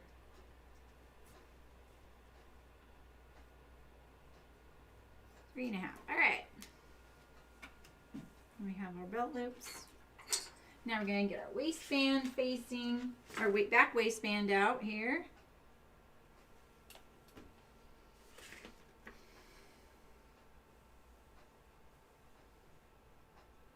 Okay, I'm going to position the zipper pull. Oh, I keep calling the belt loops zipper pulls.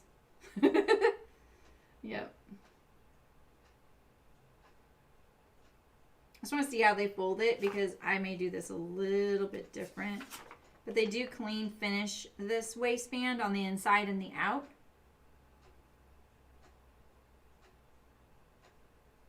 Yeah. Okay. So this is how I'm going to do it. I am going to, first of all, get my top, my back, which I have conveniently misplaced under this pile of fabric. Here we go. So let's put our belt loops on the back here. So you're gonna put them right sides together. There should be some notches and I don't see them, so maybe I actually do have this pattern piece handy. Oh, I don't see a notch though.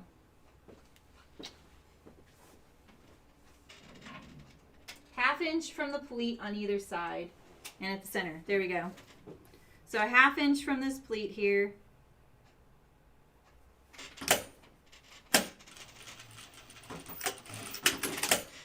Center back.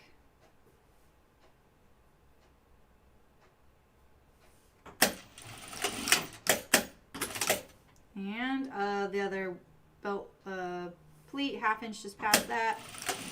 Just like that. All right, and so now we're going to put this back waistband on. Just lost my pincushion.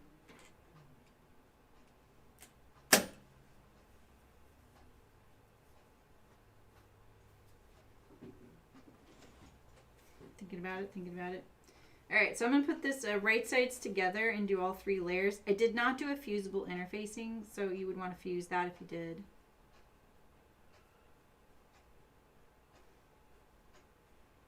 You're going to put the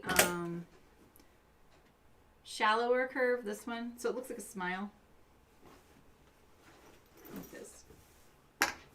So I'm going to put the one with the interfacing on the outside. Here's my cushion. And so you can see the curve goes like this. It's very gentle.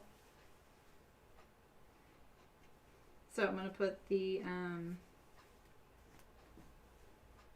I don't know why I'm doing that. Okay, yeah. This is, yeah, that's my curve. Okay. Yeah, like this. Right side to the back. Right side to the, on the inside of the garment and on the outside of the garment. So you're making a sandwich, put your belt, your waistband right sides together.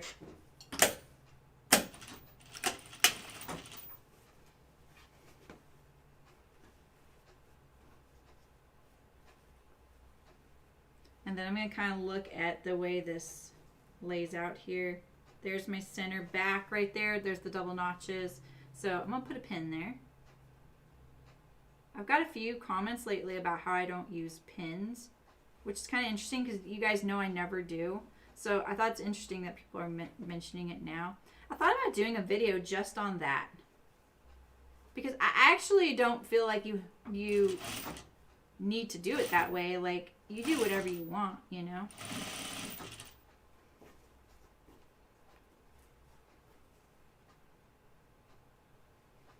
All right, so this goes here. Just keep that curve lined up, because remember, it's an opposite curve. This is the funny thing. I think when you're first learning to sew curves, like a princess seam, I don't know why, but princess seams either were really popular when I first started sewing, or it was something that looked like, oh, that'll be easier because of the curves, you know? And it's not, because you're actually sewing. When you see a curve on a pattern, that means the pattern pieces have to be the opposites to one another when you go to sew it. So that actually makes it kind of hard. It adds a layer.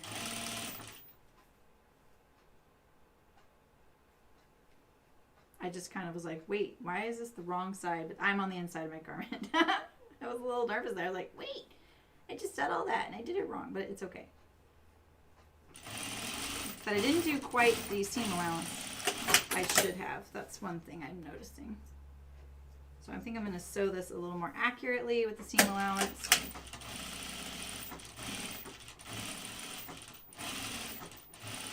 A little smoother too. Make sure when you approach these belt loops that they are perpendicular to the seam. Otherwise they'll kind of hang in there at a funny angle. And it'll be kind of hard to correct it without taking it apart. It's a little harder to do it on the each side of the pleat. It does feel like it wants to go in at a kind of an angle. So just do your best there and kind of judging what it needs. All right. There we go. The back. And then I'm going to press that. And then I'm going to sew the back on, and then I'm going to top stitch. So right now I'm going to sew this other one. So here's my back, right? But I'm going to sew this to the inside first. So this inside one here without the interfacing is going to be right sides to the wrong side of the pants. I'm not going to monkey around with this one yet. Now I have a little bit of a seam allowance issue near my pocket because I added the zipper facing, so I'm just going to have to work with that. So it just makes my back rise about 1/8 of an inch bigger. 1/8 of an inch longer, I should say. Match up your center to the notch. This side will be a little easier to do, especially if you're only doing the single layer like I am, which you should be. At this point, you can't do the two together like a sandwich because you can't fit your whole pant inside this little waistband, right? All right, so now let's iron it. Nope. Yep.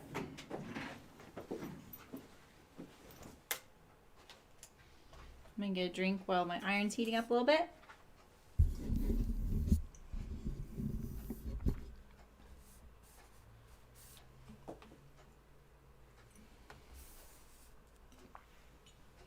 All right. So let's start from the back here. Get rid of this thread here and here. This is when my start stop kind of the tail gets kind of sucked back down into the seam. Something I'm always trying to prevent happening. I don't like it.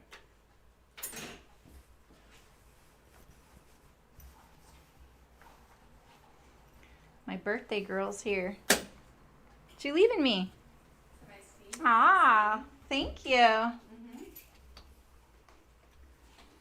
Do you want to say hi to everybody? Huh? You can't? All right, my daughter's going to say hi, you guys. It's really weird because I'm not talking to anybody. Yeah, it's okay. Come here. This is the camera right here. You can say hi. Oh, I'm so crooked. You're up there, see? Yay! Here, I'll do this right here. She'll love that. Yeah! My cord's hanging down. Hi, It's my newly minted 18-year-old. There's a delay, so they'll say something in a second. But it's like an Instagram live. Yeah, exactly. She brought me iced tea, my favorite kind. There you go. Happy belated from Nicole. Thank you. I'm starting to get the emails saying, you can't see her information anymore. She's 18 from all the medical people. Oh, really? Yep. Like, hello. Thanks, guys. All right, you're off the hook now. Okay. Bye, everyone. I'm going to use your restroom. Ray said hi. Okay, go ahead. You want to put this in the fridge? Yeah, thanks. She brought me my favorite iced tea. What is this right here? Is that a little... Oh, I just did that. Okay. All right. Hello, Sammy's beautiful daughter. You guys are so sweet. I know. They're awesome. This is a little... I need to trim this up. Let's trim that up. Let me find some better scissors for that, though. Because I only have my little tiny guys. Well, these will work right here. They say just to grade the seams. And you can see mine right here a little uneven. And that's probably just the nature of how I stitched this. Now it's getting a little bit of that stretching. So I'm going to even this up a little bit. I just kind of smoothed this out to make it a little more of a smoother edge. You might be better at sewing that. And then grading the seams means you're doing these at different widths. Oh, these are not the right scissors, apparently.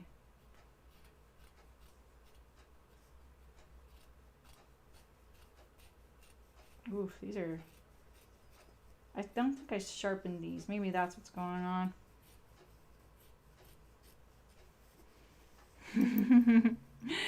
Blanca should be turning 40. Oof. That'll make me 70. Thanks, Nancy. Thanks for that.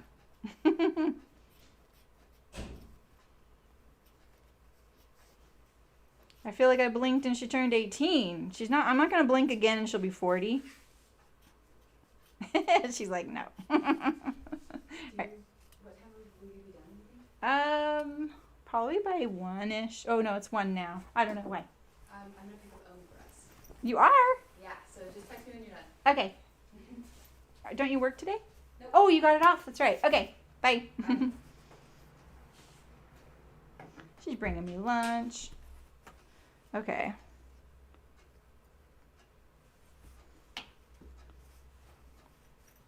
One thing I think this is because I couldn't do the full 5/8 here, is I like it when the seam allowances touch so you don't have this gap. I think that looks nicer when it's fully done. The interfacing will help kind of smooth that out, you know, but I think you guys know kind of what I mean. Feels like there's some shaping in this.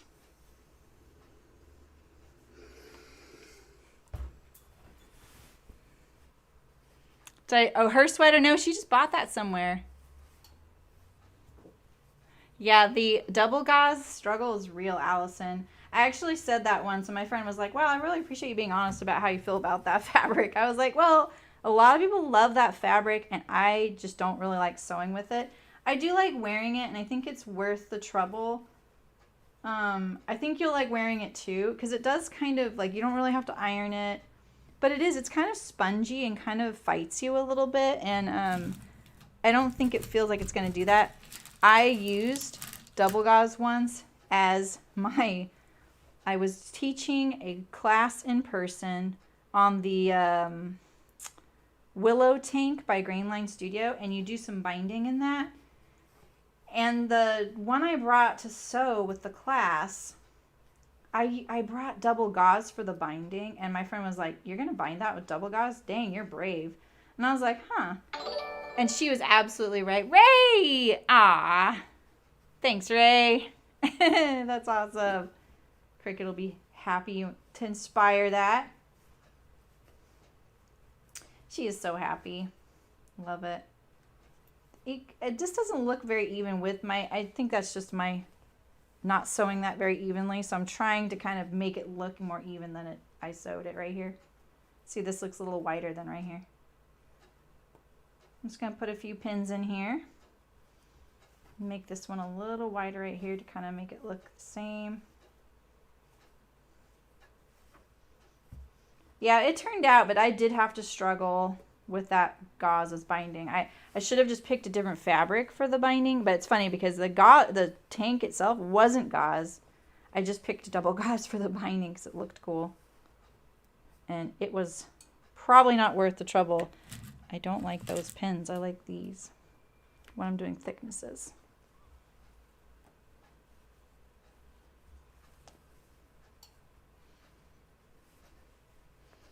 Yeah, it is kind of spongy and slippery. Yeah, Allison, it will look crooked. I don't think that's you. I really don't think it's you. Get it done, yeah. And and just set aside, wash it a couple times. I really like the one I wear, and when I've worn it on camera, you guys compliment it, and I made it a dahlia dress out of the double gauze. It's navy blue with these jackalopes on it, so like little bunnies with antlers. And it does kind of hang crooked. There's something about that fabric that when it washes, it kind of not shrinks up, but kind of crumples in weird ways. But I don't have to iron it. All right, so there's my belt loops. They're going to get stitched below, just like that. It's kind of hard to hide how much. I wonder if this is a optical illusion with the print. No, it really is much different right here. Huh. Maybe it's when I corrected that seam allowance right there.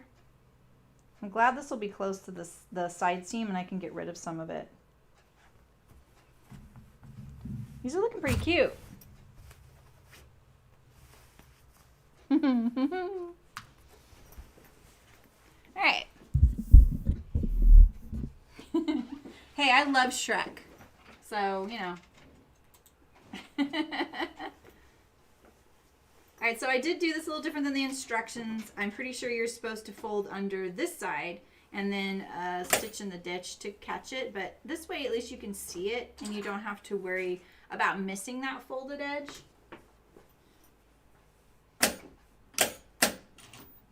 Wrong machine. Belt loops will be difficult with the pockets. That is a good point. But you know what, Michelle? It's okay if they go down into the pocket, I think. Let's see here. Yeah, you're right. I'm going to kind of run into it. Maybe I can line it up with that stitching right there. I think that'll be okay.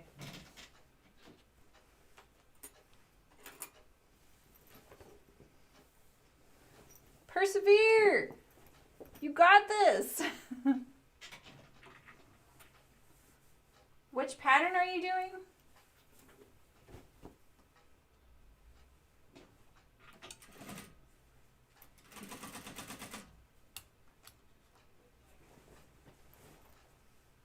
It's a lot to shove through here.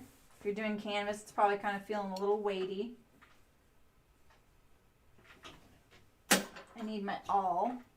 I want to make sure I cover up the stitching.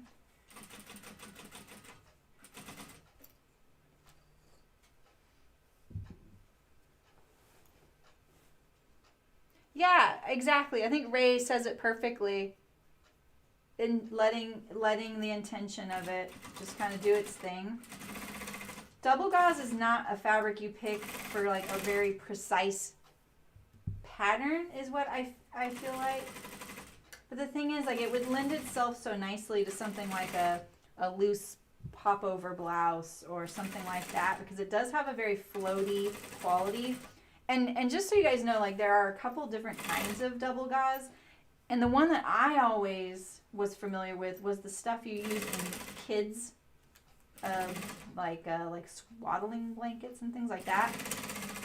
And when people were sewing with it, like, my friend was like, "Oh, have you ever used double gauze?" She was kind of new to garment sewing, and I was like, "No, I would never do that." And I never really like react that way when someone says something. I'm like, "Oh, okay, that's what you want to do, great." But I was adamant, like, "Oh no, don't ever do that." And then when I saw it, I was like, "Oh, this is not a fabric I have ever seen before. I didn't know it existed." And so then I tried it finally. I really liked wearing that dress. I only sometimes iron the hem, but not usually. Oh, the hinterland. That'll be nice. It'll be cute. Don't worry. All right. Do I want to do a double stitching? I think that's enough. I don't want to do double. Let's do our belt loops. My stitching is a little bit showing under there, right there. Like, I can see it when I look up.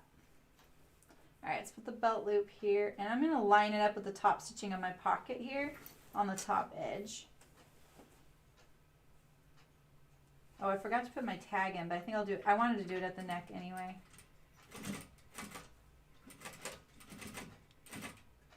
Fake bar tack. Decide if you want it up here, but since it's in the seam and the seam was top stitch, I'm going to leave it, because it'll just decrease the width that you have available for your belt. All right, so let's do the center.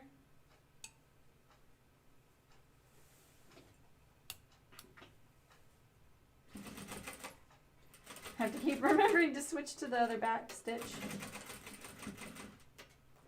It's a little crooked. Oh, look at that. Don't look at that, actually. My machine got pushed around a lot on that one.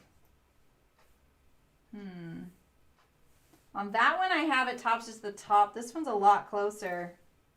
Okay, my back pockets are definitely an issue as far as like how things are lining up. Probably should have spent a little more effort planning them out. I'm glad I'll have the zippered pockets, but I added the top thing after I'd already cut the pocket. I was like, oh, maybe I'll make these zippered as well. And then, because I would have put it lower down. And if I could have moved the whole pocket down without the print matching, it would have been better. All right, look at that. What the heck? These are looking good. All right. Let's see what's next.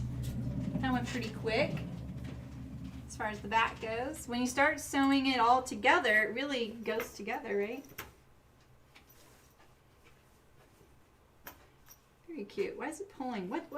Oh, that's right. I didn't cut my bobbin thread. That's why I was like, ah. Here we go. I just cut the top thread so I didn't waste all the top stitching thread by going to each belt loop. There we go. Yeah, and see, now it's clean finished in here. Yeah, I didn't catch the waistband with that top stitching, but that's okay. No one sees that, and at least it looks nice on this side. So it's just kind of continuing that technique I like to do where I start on the inside and end on the outside. All right. So our next step. We might be doing the sleeves now. All right, so this takes us to, yeah, the front and the chest pockets. So I think what I'm going to do is sew my sleeves together except for setting them in, of course.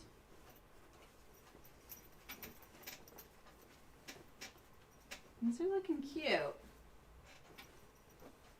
I have to adjust my description of this video because I did it so that it would be top only. Alright, so the sleeve has a seam down the center. And then I added patches for reinforcement to protect my arms for doing garden work and stuff like that. So we're going to do that center seam first. And I need to make sure I stick to having a right and left sleeve. So these are both, where's my notches? You saw me notch this. I think those are my notches right there. Let's make those a little more prominent.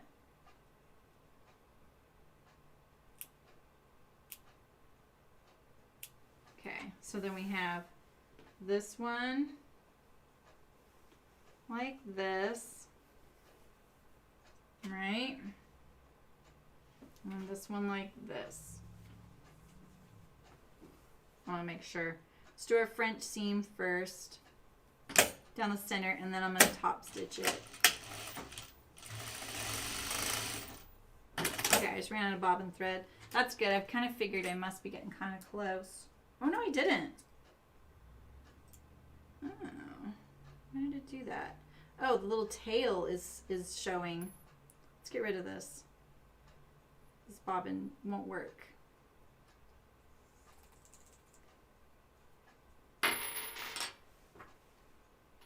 Do you ever have to like take the thread off of a bobbin? I usually put it on my awl. If you do, just, there you go.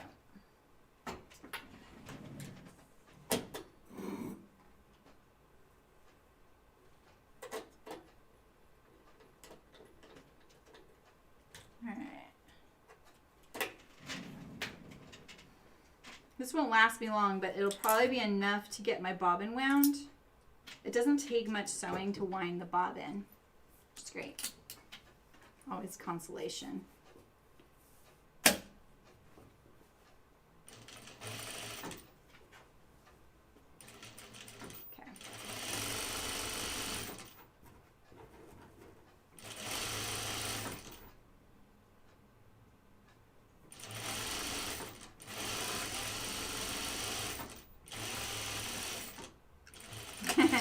I was like, wait, I can't use that backstitch. I can.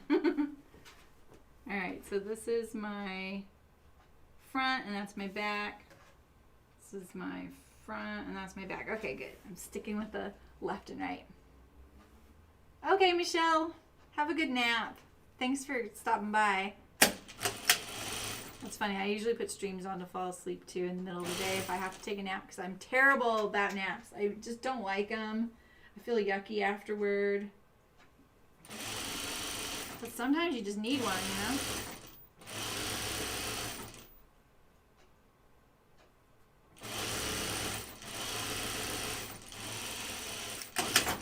Alright, so let's iron this.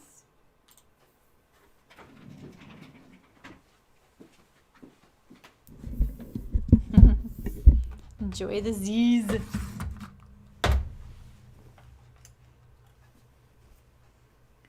I haven't really had to trim the French seams today because the seam's staying pretty clean and I have a full 5/8 to work with. That's why it helps not to have to trim. But if you have to trim, do it. I usually almost always have to trim my French seams before the next step.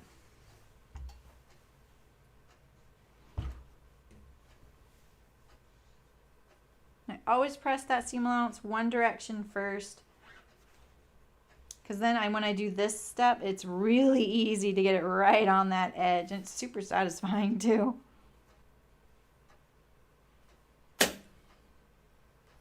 Okay.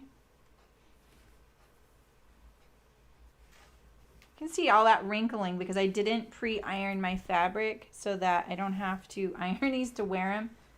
That way they don't like, because if I had ironed the fabric and then cut it out, it would fit better with the iron with the fabric being ironed when I'm wearing it, right? Because if you've ever compared fabric ironed and unironed, the size changes quite a bit. This way they'll be a little wrinkly, but that's no big deal, right?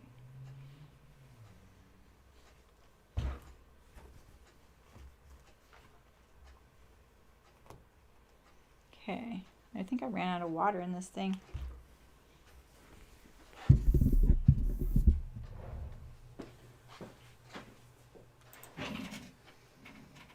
Okay, the center seam here.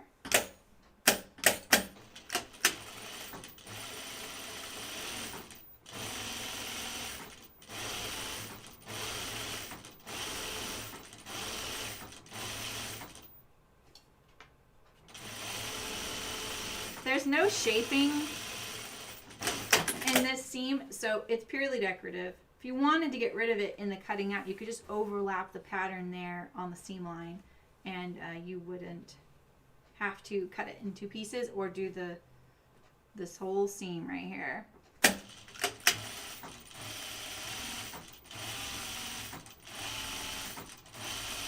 That certainly adds to the whole effect, and I think when you're doing like a jumpsuit, if you're doing one fabric and you have this whole top, head to toe, one outfit, breaking it up in seams and putting top stitching kind of is the accessory to the garment sometimes. You know, it kind of breaks up all of that space. All right, so I wanted to see if one of my things will fit here. It's because I was thinking about putting... I think I'm going to put this on the front, though, and just leave the sleeves, you know? Okay, so now, what is this thread from? Why would there be a long thread right there? I didn't backstitch or do anything there. It's thread, too. It's not from the fabric. I have a couple little threads poking out here. Now's the time, right? It is kind of a linen-y, it is linen, so it will have this kind of thready quality. All right, so let's top stitch.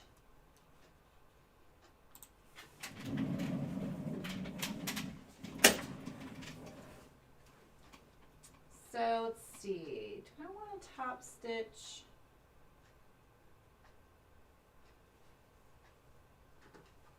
Towards the front? See what the instructions suggest.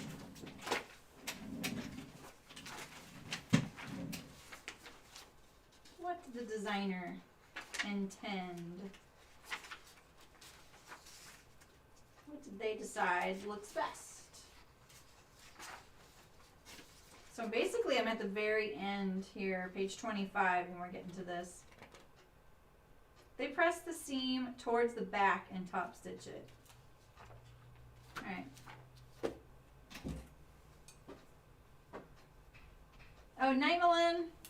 Thanks for stopping by. Maybe see you Saturday. Okay, so we're pressing the seam towards the back, and we're going to top stitch it down.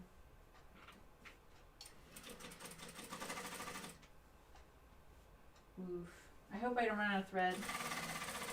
Probably should have ironed it first, too.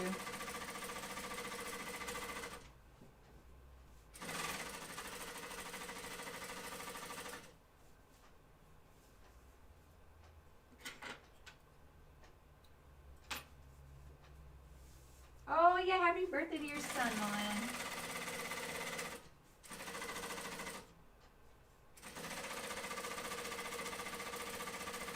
This would be an excellent place to use your double needle top stitch if you wanted 2 rows, which I actually do. I'm going to check my bobbin. Oh, look at that. Perfect time to check my bobbin. Wow. Maybe I should buy a lottery ticket.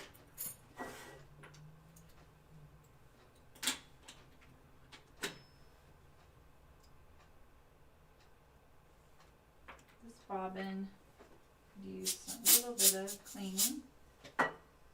Incidentally, on your home machine, when you clip your bobbin thread, it's good to pull out your bobbin, clip the thread, and then pull the little tail through the bobbin, continue the same direction it normally would be if you were sewing.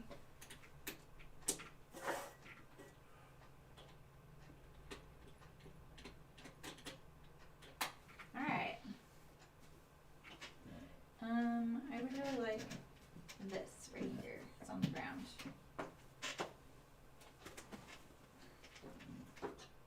Get that thread vomit over with right there.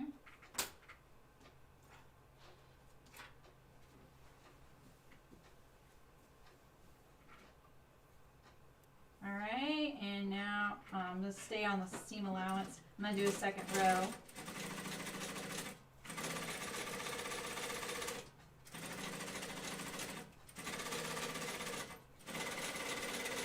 This machine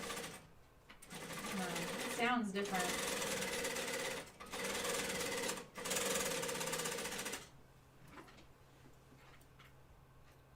That looks nice. Let's get rid of this thread here.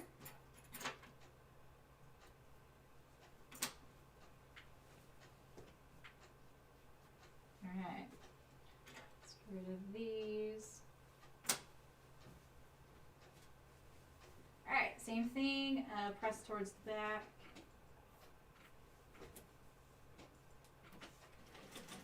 Just using Artemis here to do all the top stitching today. A few threads. I talked a good game when I said don't I didn't need to trim it, but maybe I should have.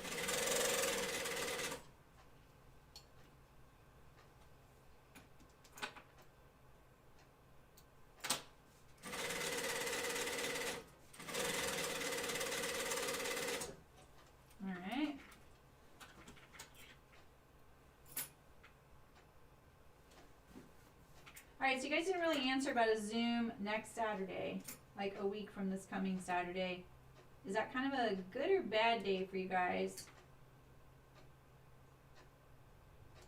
Because we don't have to.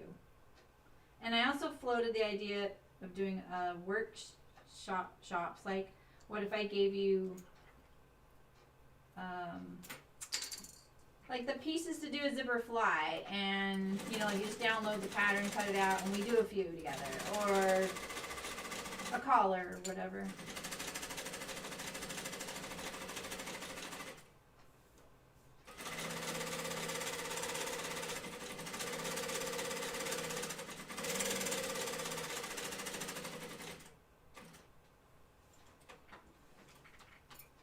Okay.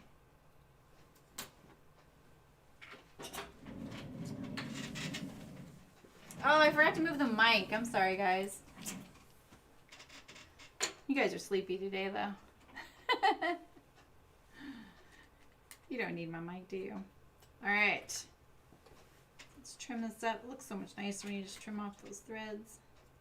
You know, a little instant gratification.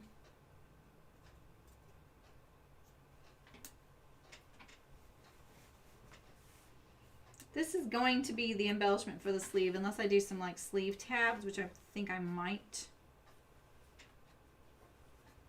All right, so here's our sleeves. Oh, and we have our the patches that I want to do. That's right. Let's put the patches on. I think the best way to handle this, since I'm lining them with Cordura, is I'm going to sew a seam up here. I'm going to sew and turn it, and then top stitch it onto my garment.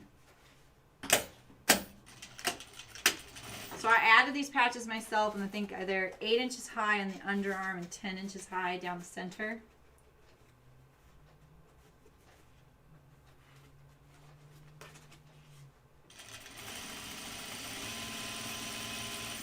The orange is not going to show. This is Cordura, 500 denier Cordura, for some abrasion resistance.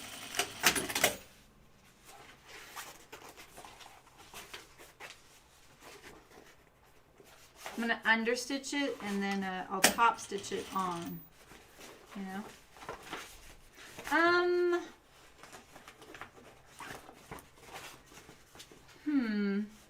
Well, we could do it a little earlier or a little later. The thing with doing it later though is like folks like Malin, it gets a little late for her because she's in Sweden. But a little earlier may not work for others. So we could do it a little early, like 10 a.m. And I was just thinking for like, you know, an hour and a half or 2 hours, you know, something like that. Like set an end time. You can pop in whenever. If you're interested, just send me an email, sosolive@gmail.com. And then I will put you in the Zoom group if you haven't done that already. You don't have to come. And then people can just pop in. It was really fun the first time we did that. Alright, so now we have this like this. It's ready to attach to the other sleeve. To the sleeve. So this one here.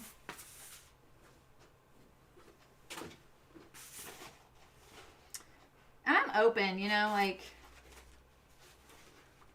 it's kind of a fun thing, very casual. I couldn't sew during it. It's only like 40 minutes, Beverly. That's true. That is true. Gives us 40 minutes.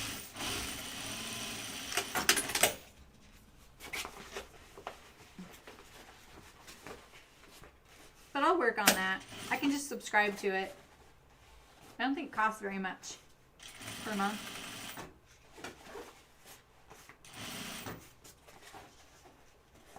It seems like a really popular thing to do, and I just really need to kind of get in the groove of doing some Zoom stuff. I've just got a lot doing. Yeah, maybe 10 a.m. California time, yeah. Because that would be an hour earlier than I usually stream. And so that, you know, makes it like 1 p.m. East Coast. What is that, like 7 p.m. Like Great Britain? Right? It's 9 hours different. I'd have to do it pretty late in the day if I wanted to accommodate Oceania. We got really close right there. I've done a couple streams in the afternoon. I didn't see a whole lot of participation. They're not looking for me at that time. They're not used to it, unfortunately. I know, me too, Elizabeth. It's kind of nice knowing it's in there, you know. Alright, so I'm going to iron these and then top stitch them onto the sleeves.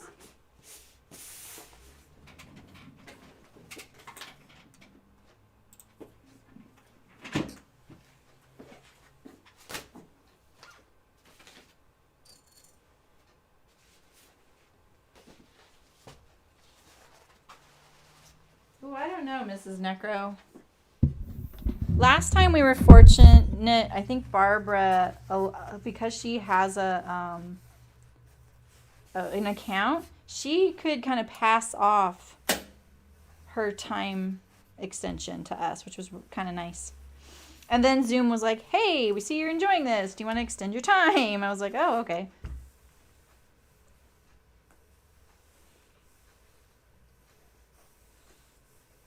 Okay.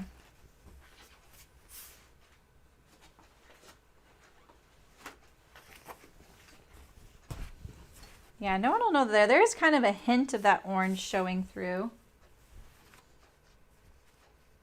Why are these bigger? I guess I didn't really, All right, I'm gonna actually iron this because I want these to match. I need some water in here. Do I have any? Oh yeah, I have a little bit.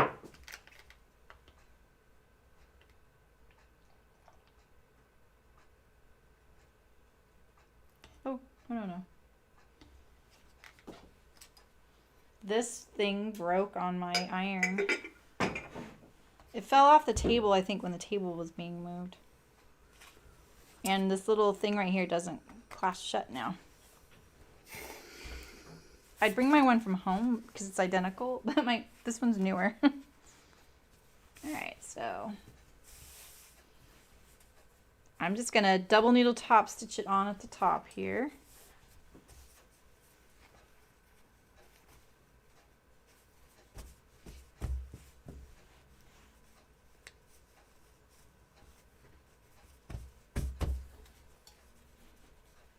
And we'll trim off the excess I'm seeing underneath. It's kind of weird. I'm surprised I got that because I did overlap the sleeve when I created it. But the French seam might be taking it up a little differently. So I'm going to double top stitch this, and this will get caught in the seam. And then I'll have like this cordura protection right here on my arms. Just a little thing we can do, you know?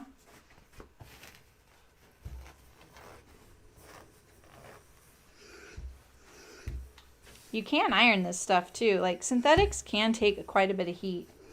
When you think about like Gore-Tex and seam sealed garments, those are going through a seam sealer, and I think it's at 220 degrees or something. So yeah. Don't quote me on that, but I might be getting that number wrong, but they can take heat.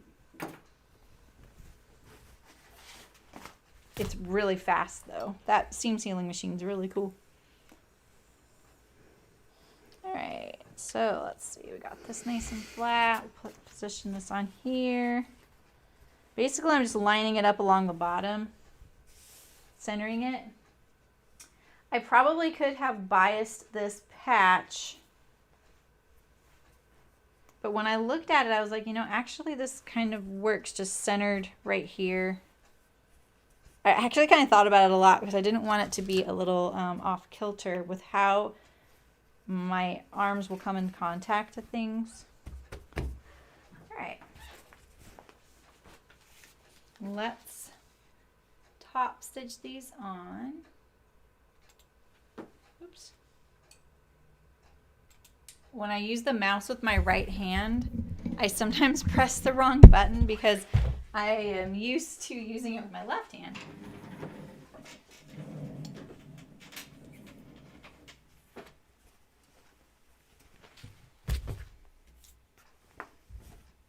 Okay. So the cordura does have a kiss coat on it to prevent fraying, and it'll also give a little bit of waterproofness as well. But I am stitching through it, so that kind of negates it right here along the seam, you know. I'm only saying that because it is getting raincoat season. People are sewing it, and you do need to think about things like that if you're deciding to do anything waterproof. Anytime you put your needle through, it really negates the effect. It's really fun to test things like that. Like we had all kinds of cool homemade machines to do things like that. Since no one did that stuff, we had to make everything ourselves. And what we would use to test waterproofness with dunking tanks and things like that. It was pretty neat.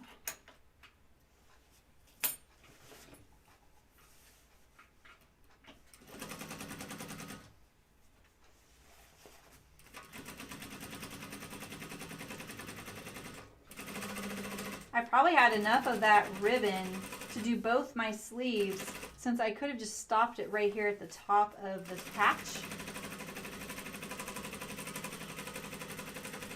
Because I forgot about the patches.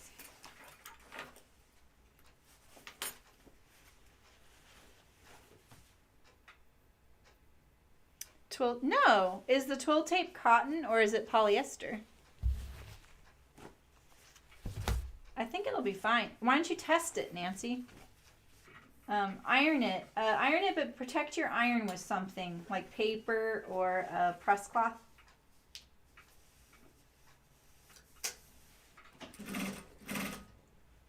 I think you're okay. I would stick to cotton if you can, but I know a lot of those If you're talking about grosgrain, I know a lot of grosgrains are polyester. A lot of twill tapes are cotton, so I think you're fine. What are you using in between? Or did you get some of that heat resistant material? That's a nice gift. Those are the kinds of things you think, oh my goodness, I would never make that for myself, but then you realize they're kind of useful. So basically you're making trivets out of fabric, right?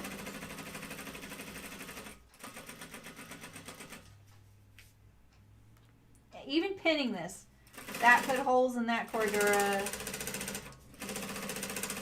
It wouldn't be waterproof. I'm not going for waterproof. I'm going for abrasion. It does help though if you're doing like reaching into bushes that are kind of wet. You know, it does become kind of a drag when your sleeves get kind of bogged down with water all the time. All right, so I'm gonna top stitch these edges on the other machine, not the top stitch machine. Let me bring the mic over. Today's stream went by so fast. Like when Cricket said, "Oh, how long are you streaming for?" I was like, "Oh, probably till 1." It was 1 when I said that. Oh, I guess I'm not done yet. All right, so now we have our sleeve here. Feels still pretty good and flexible. That'll be so nice to have that protection. That makes me feel really good. And this is nice and soft against my skin. It doesn't have to be this kind of boardy. This is the thing is like, you wouldn't be able to buy something, you know, at the store like this because they would have to cut corners a little bit. Having to like ease it in there because it's wanting to wiggle across the Cordura. Look at that. It was lined up and now it's not. This stretches out too easily. I'm going to go up this time. Look, it lines up, so I'm going to start from the bottom this time. Look, it's trying to still stretch out. That's funny. Let's get this top stitch thread tail in the seam allowance.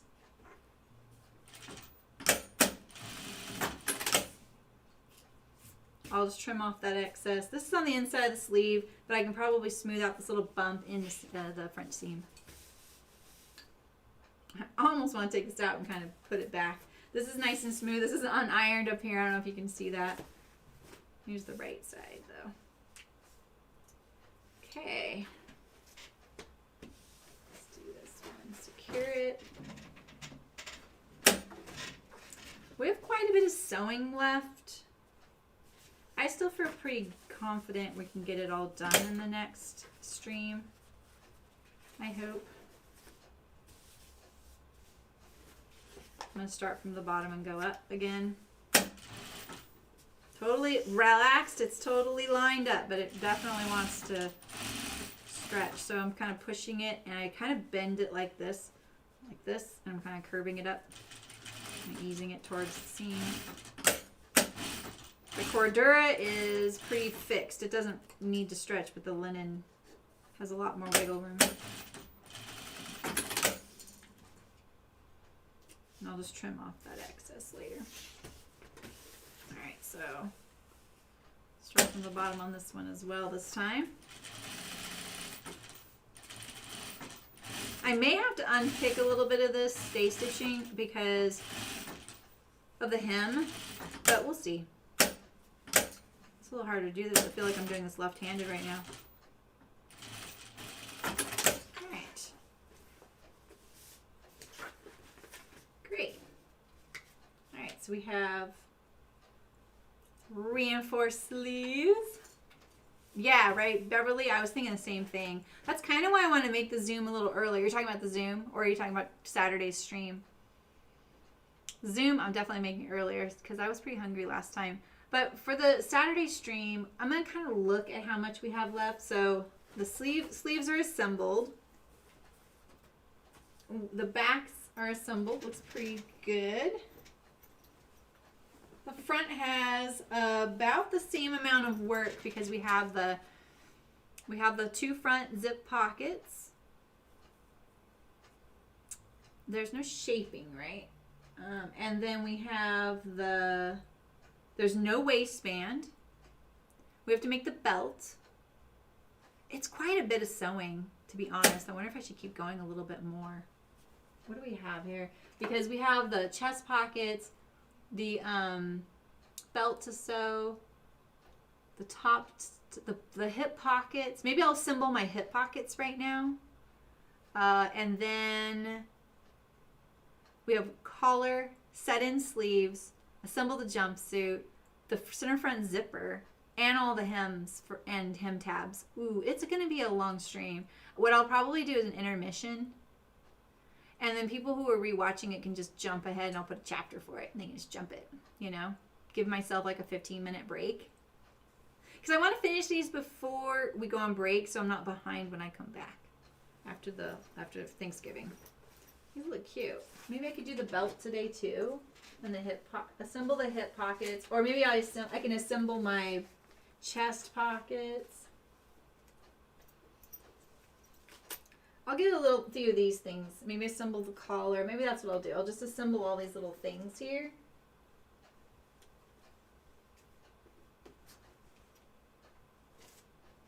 You know what I mean, jelly beans?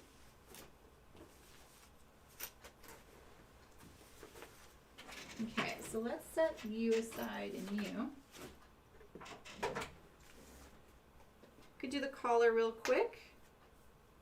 Right. Kind of jumping around a bit, but I'll write it all out.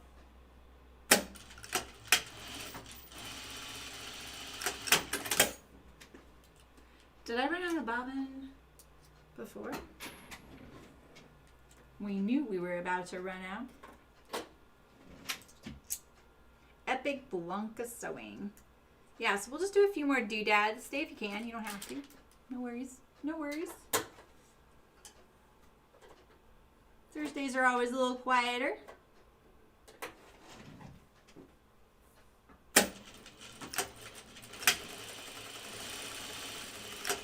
So this is the under collar and it is cut on the bias.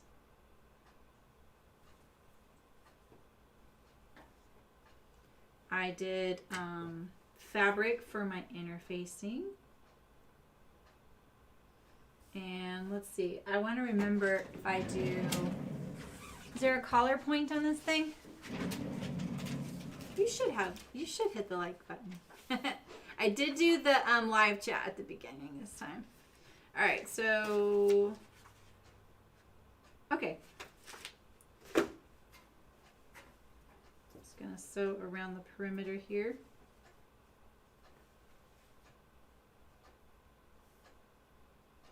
It's 5/8 inch seam allowance.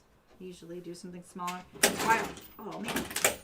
That's when my toe hits underneath the foot pedal. Pulls it up.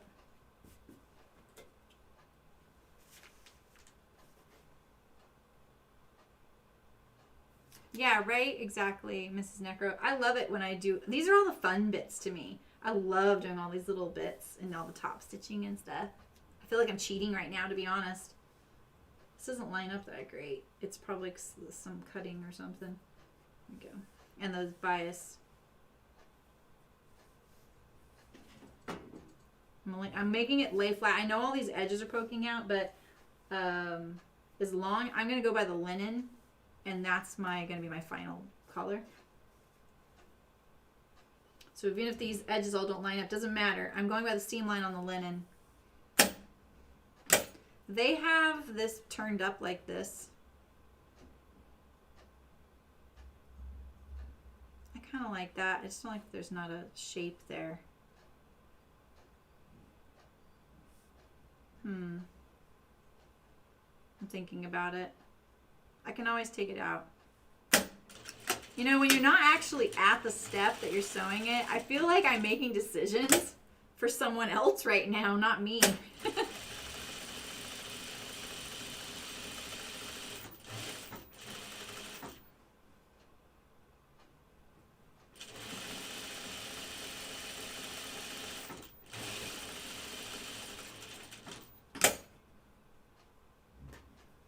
those symmetrical so my collars are the same.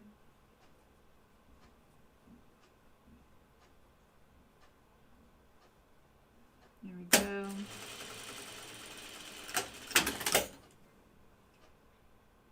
Get rid of some of this around the point.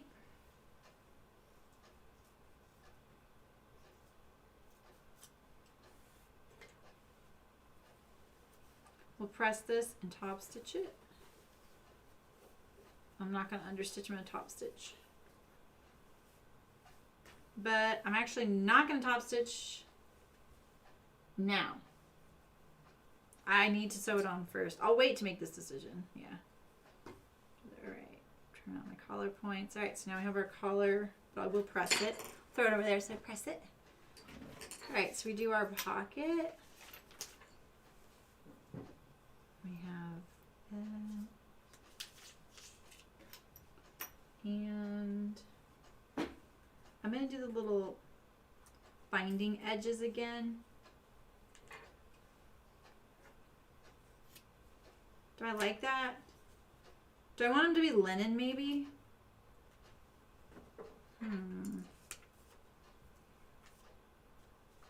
Did I really not cut that on the line? That's really funny. Did I do this on purpose? Oh, I did. Because I want my phone to fit in here. I almost cut that off. Okay. Where are all these notches? This is where the zipper needs to go, right? I'm going to look at how they do this. I don't want you to be like, that is not how they sewed it. Okay. Those aren't the zipper pockets. Those are the back pockets.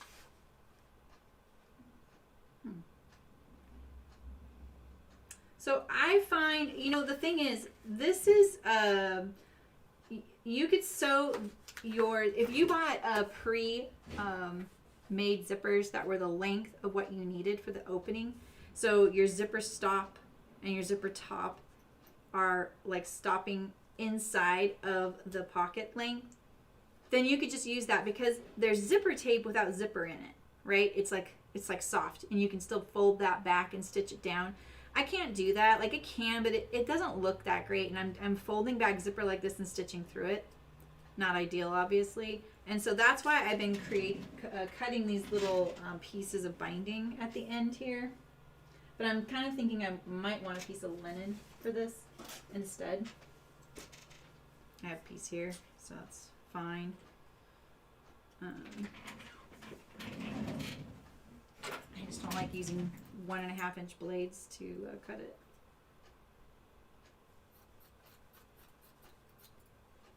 You know what I mean? So because I'm doing zipper by the yard, it isn't ideal. I think this is the length grain, so I'm going to stick with that. I'm creating this little fabric end that's easier to turn back on itself.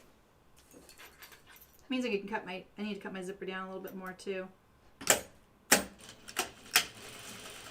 Because I'm using linen this time, I'm definitely going to top stitch this right here because the linen will unravel. The bias doesn't unravel, which is kind of nice.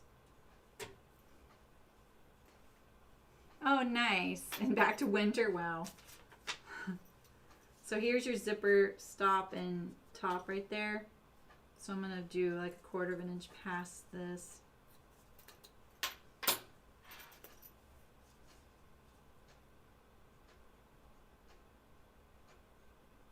Kind of regret that. I don't think I can get my phone in this one. I'll make the other one bigger for sure. Okay.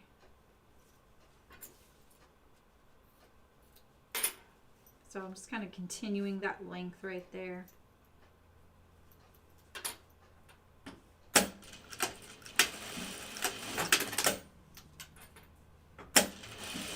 Basically, you're just creating the little zipper as one unit, you know? This one I'm going to leave longer for my phone to fit in there.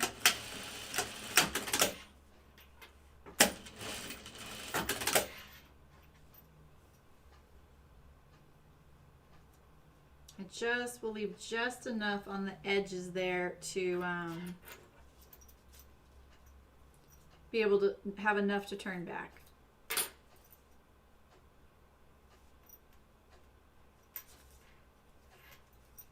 Just line up my raw edge of the pocket. And let's see here. I'm just going to cut about 3/8 of an inch off my zipper here to mimic the other side. I could have cut this linen on the bias so I wouldn't have to worry about the fraying. I'm doing a few things on the fly here. All right. So now we have, so I added 5/8. Yeah, there. Okay, cool. I don't need this. So let's see here. Don't need these.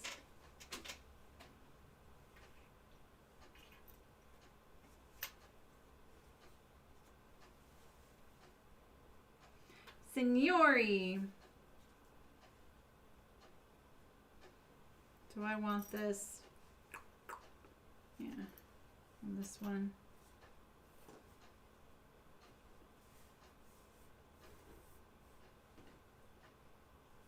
Just gonna kind of put an imaginary little crosshatch there. Oh, I want to embroider his little ear to have a little catch on it. Maybe I could do it with the sewing machine.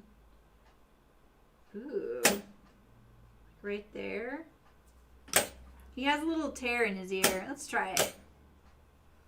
Now I'm second guessing what he looks like. Let me see. Oh, I can't,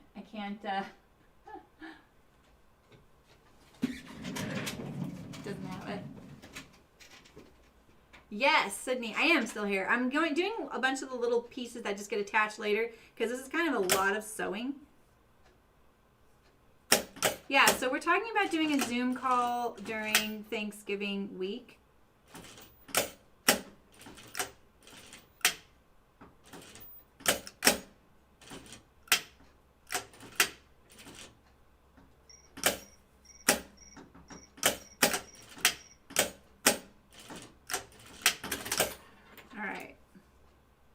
Little tear in his ear. Cricket's texting me. She's like, dang, I want to eat lunch. This does have adhesive on it, so I could iron it on. There we go. I'm gonna sew my pocket together and then I'm gonna put it on there so I don't have to switch thread yet. Alright, so yeah, I want that zipper going there. Oof. Maybe I want to overlock this edge. Ooh. Or double needle. Maybe I'll double needle top stitch it. That'll work. I'm going to hang it down a little bit. Hang a little extra off so I have room for that double needle top stitch.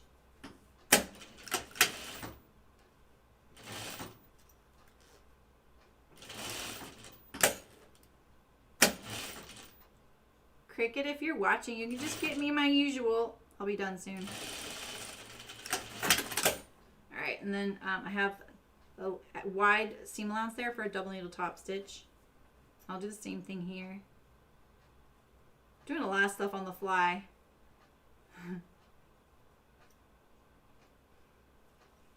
Yeah, that's what I was thinking, Sydney. I was like, you know, I always think, oh, people don't want anything to do with people on their week off, but it's when they have the time. They're like, dang, I have all this time to sew or hang out or whatever. So maybe that is what we do. So I was thinking like Saturday at 10 a.m. All right, now I can do a double needle top stitch on that. Or do I want to do the enclosed? Shoot. Thinking about this is the thing. I'm a little out of sorts because I feel like I'm making decisions for someone else right now because I'm not at these spots. It's not funny. It really is a psychological thing. What are you doing with your jelly roll quilt? I'm so glad mine's done. Mine are done.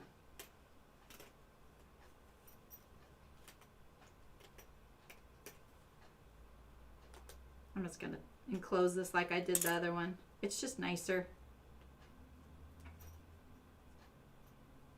you know?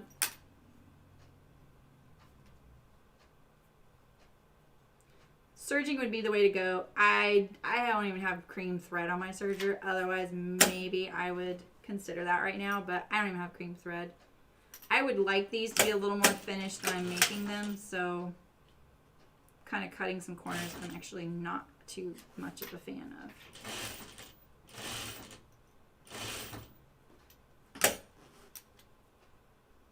Yeah, exactly.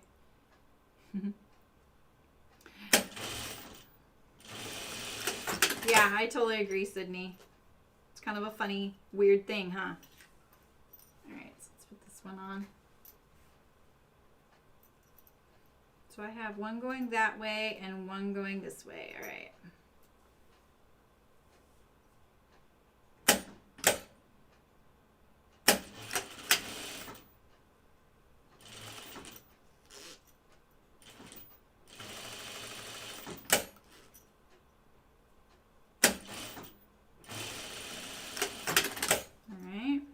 One, and then I'm going to do this side.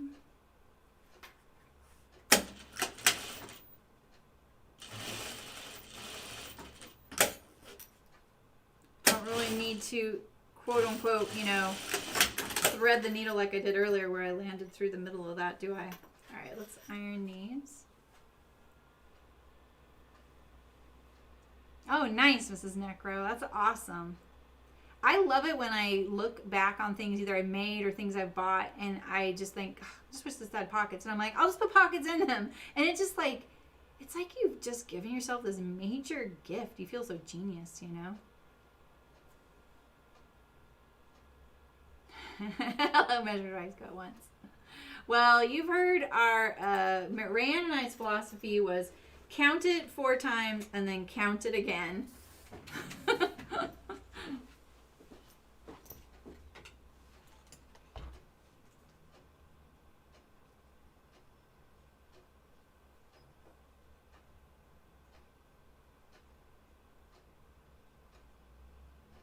Let me reply to Cricket.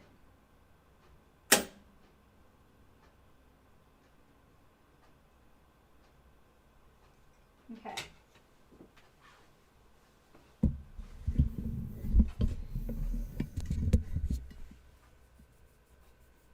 Yeah, I don't know why PJ pants don't have pockets. I don't know anyone who wears PJ pants to sleep in. I just wear them around the house.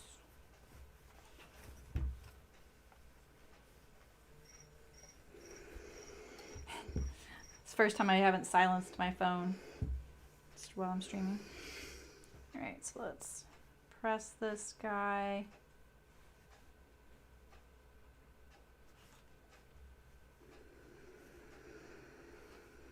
Gotta be careful you don't stretch out that under collar because of the bias, but it really does help kind of pull the collar under to the underside. It's nice.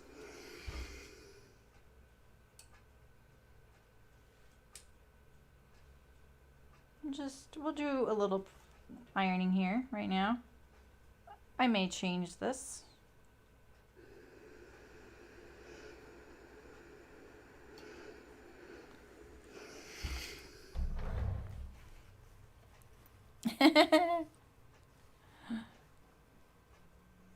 Exactly. I know. I need to pocket because, you know, if my bedroom's upstairs and I hang out upstairs in the room next door. That's my little like hangout room. And I have, you know, I put my glasses and my phone in my pocket and then I'm holding my bowl of ice cream. If I don't have pockets, then I have to make a couple trips. Plus, I need a glass of water and a cup of tea. It's a lot to juggle, especially when you have dogs following you up the stairs, you know? Okay. Okay, how do you say your name? Xianding? A house robe. I'm doing, I have done the, let's see. I've done the Wixton Howery. And I did it lined, and I did it as a robe length, and that's a stream I have. And someone just did the timestamps for that, I'm pretty sure. And then I also have made the Osaka kimono robe. Ooh, is that by Named Clothing, I think? And then in the first week of December, I will be making the Suki robe by Helen's Closet. So yeah, I can actually make a couple robes. I've made a couple already, and then I'll be making those really soon. So there you go. You're the first person I can pretty much say, yes, I can do that, and I have already.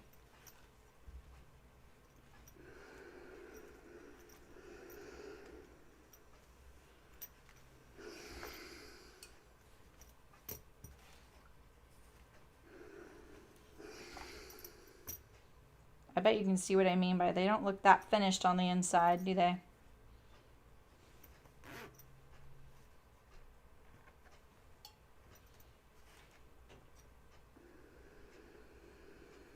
I'm actually not sure how they told you to sew these, so I apologize. I'm just doing it the way I did my back pockets. So it's clean finished on the top. I'm going to double needle top stitch this, maybe trim this down once I have that. They'll be ready to set on. Yeah, Suki robe, exactly. Yeah, you're welcome. Yeah, and if you go to my website, which is soso.live, you can just search for those, the Wixton Haori, Haori, and the Osaka kimono. And they'll both pop up, and you'll find the links to the videos that take you right back to YouTube. It's kind of good. Let's see, we're switching to the top stitch machine now. Oh my gosh, Mrs. Necro. That's not good. Alright, let's top stitch this here.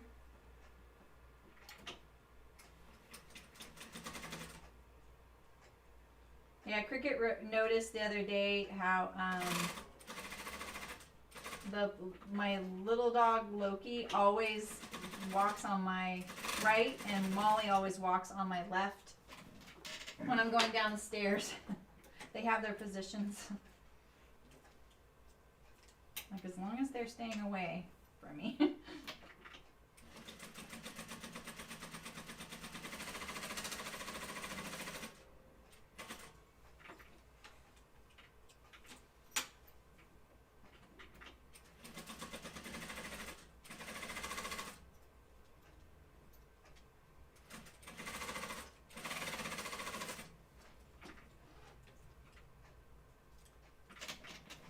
Let me move the microphone. 80-pound doggo. Ooh. Oh, you have a cat that walks between your feet. Oh, yeah. That's funny. Pets are so funny. Sometimes I marvel at the fact that we let animals live inside our houses, you know? Pretty amazing.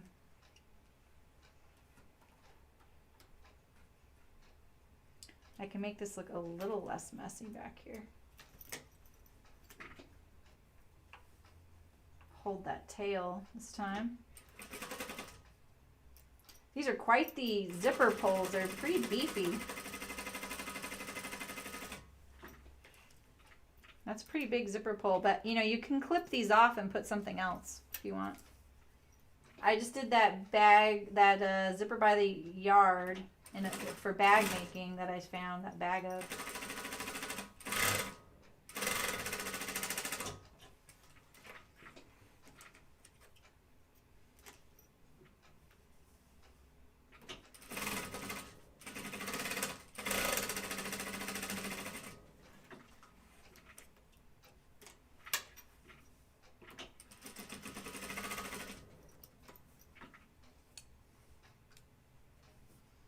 It's this top stitch thread I'm using is called Spaghetti.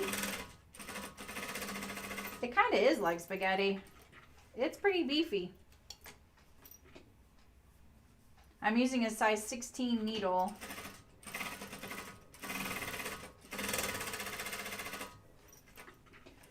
Okay. It's a little wonky.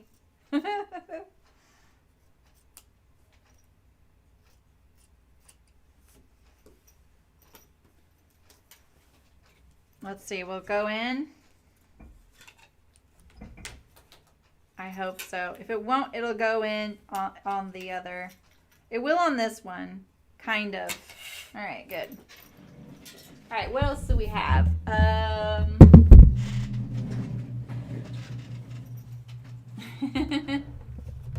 Exactly. I don't realize they're animals. They have no clue.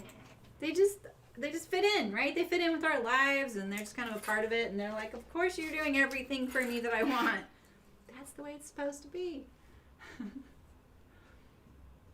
Oh, he fell asleep sitting up. Oh no, I don't know what you missed. More coffee. Yeah, Zeus is his name. That's a good one.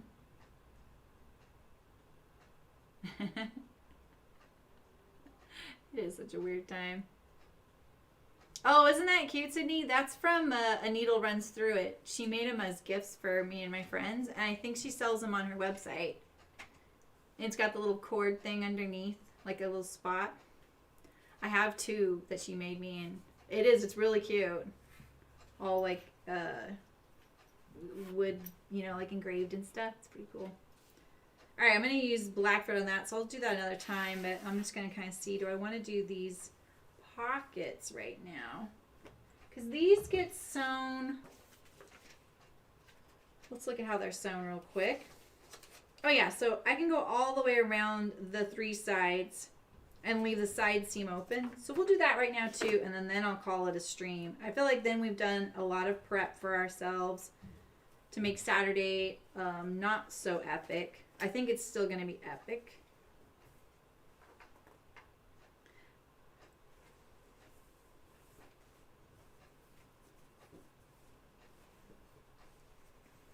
Yeah, hopefully she sells them on there. I should ask her.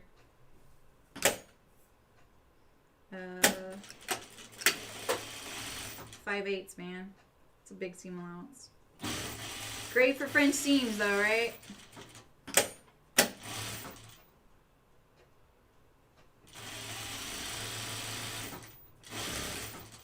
These look smaller.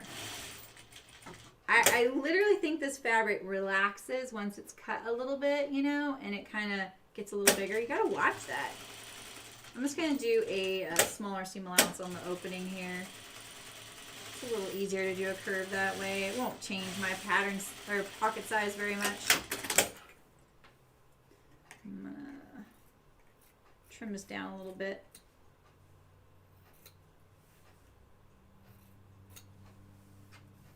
And trim this down a little bit. I mean, I talked a good game about trying to get my pocket bags on those Ames jeans not to show on the outside, and they kind of do. Yeah, she is. I love her, Sydney. Almost anything you see wooden that I have, she's made. Everything from stitch markers, needle gauges. Those Harry Potter stitch markers on my site are by her. She made the pin-up for me. All of our zipper pulls were made by her. She's so hardworking. I love it. Like I would sometimes be like, okay, I have this idea. She's like, lay it on me. Like she's instantly like, this is how I always joke about Maria. She's like gets more done than anybody I know. Like it's incredible how much this woman can get done. And she and her husband also have a sign making business. Plus she has A Needle Runs Through It, which is now she's doing a ton of mask making. Like it's kind of taken over. So they're trying to manage all of it. They're very busy. They do it all out of their home. And even though I picture her as being one of the most productive people I know in person, I always picture her just laying on the couch, having a little snack, snuggle with her dog, and getting a random text from crazy people like me going, okay, I have this idea. And she's like, let's do it. I just always picture her. And then she's like, all right, on it. And by the afternoon, she's sending me pictures of a prototype. And I don't know how she does it. I think she just likes to likes to have a fun project thrown into her busy stuff, She's really great. I really like supporting her. All right, I want to keep these straight. So you go with this one here. My pockets for this are going to kind of match. One's going to match really well. The other one's just not because I didn't have enough fabric. I didn't think about it when I was cutting this out, and that was kind of a mistake. My bad. So they, you know, it's the price you got to pay. It's a big print. I'll get lost in it, right?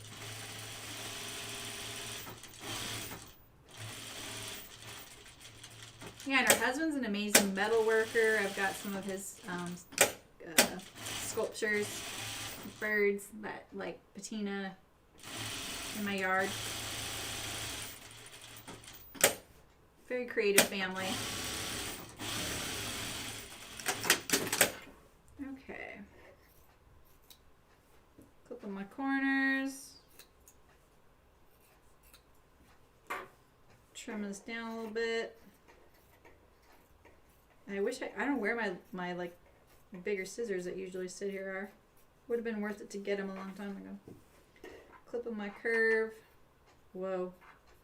Whoa, Jeremy. That was an overzealous clip. We're going to reinforce that. Alright, and now I'm going to iron these. And then these will be ready for top stitching on. Exactly. The beginner's look. Let's do it. Yeah, I think so, Xian. Xian Ying. Or do I call you Wei? Can you phonetically pronounce your name for me? Like, write a phonetic version for me? I want to get it right. Or a nickname. I'm kind of good with remembering some names. Not that great, though.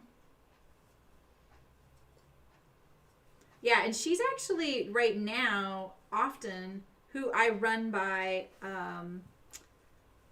like logistical things with selling my patterns, because I obviously buy and sew a lot of patterns, but I don't think I look at it the way most people do. And so I get her opinion on it. Like, all right, what about this? And she's also my guinea pig when I have to make a change to the website and I'm like, wait, is this actually working for customers? I will spam her with things like, can you see it now? Can you see it now? Can you open that? Are you getting an email about this? And she's so good natured. She'd be like, yeah, if one of my friends was doing that to me, I'd be like, dude, I don't have time for this. She's so gracious. And get rid of that little chunk up there. It wasn't really laying that flat. All right, so let's iron these. Was it? Well, I hope I can do it right now.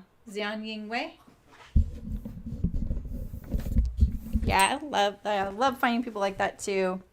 You know, I think I don't have, like, you can be whoever you are, you know, but sometimes I do think people get a little overwhelmed by someone like me who has ideas and wants to always be doing things and throwing out suggestions. And so I kind of try and gauge how someone's taking that, because I'm not trying to tell anybody what to do. I only respond if someone's asking now. I've learned, you know. And she's someone who likes to think about things like that too. So I know if I'm bringing it up to her, it's well received. All right, I'm going to leave that one pinned there so I don't forget. Let's iron it from this side. That way I can make sure I see my fabric here.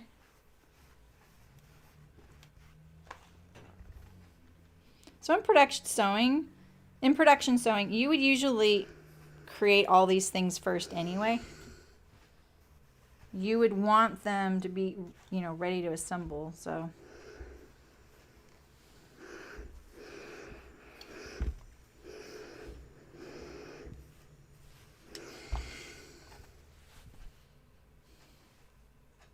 Yep.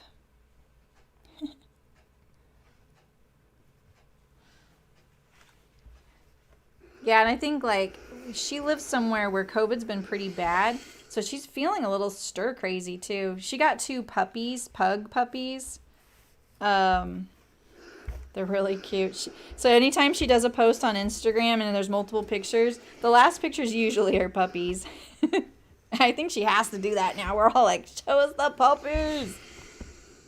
Where's a pin? Do I have a pin over here? I don't really. I was going to poke these little corners out a little better. I'm like, oh, I just took out the, oh, shoot. Oh, well. I took out the pin that marks where that goes. Oh well, we'll figure it out.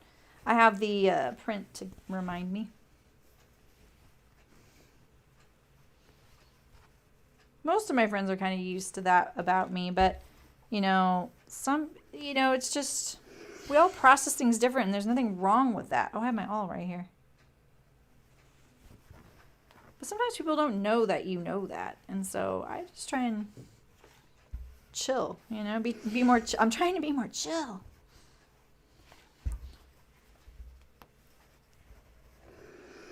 I kind of want to iron that like that and then iron it on the edge like I do a French seam,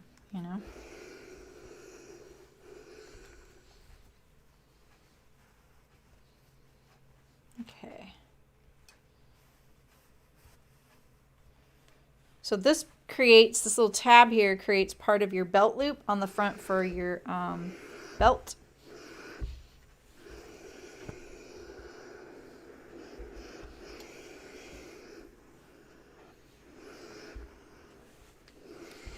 I really don't want these to look 60s, but I don't know. I don't know if I'm gonna succeed with that. All right.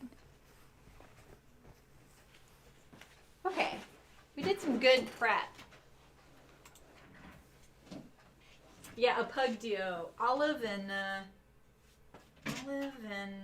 shoot, I'm forgetting the other one's name. They're both black. They're really cute. Okay, so we have our pockets for the front, and then it creates a belt loop hole there.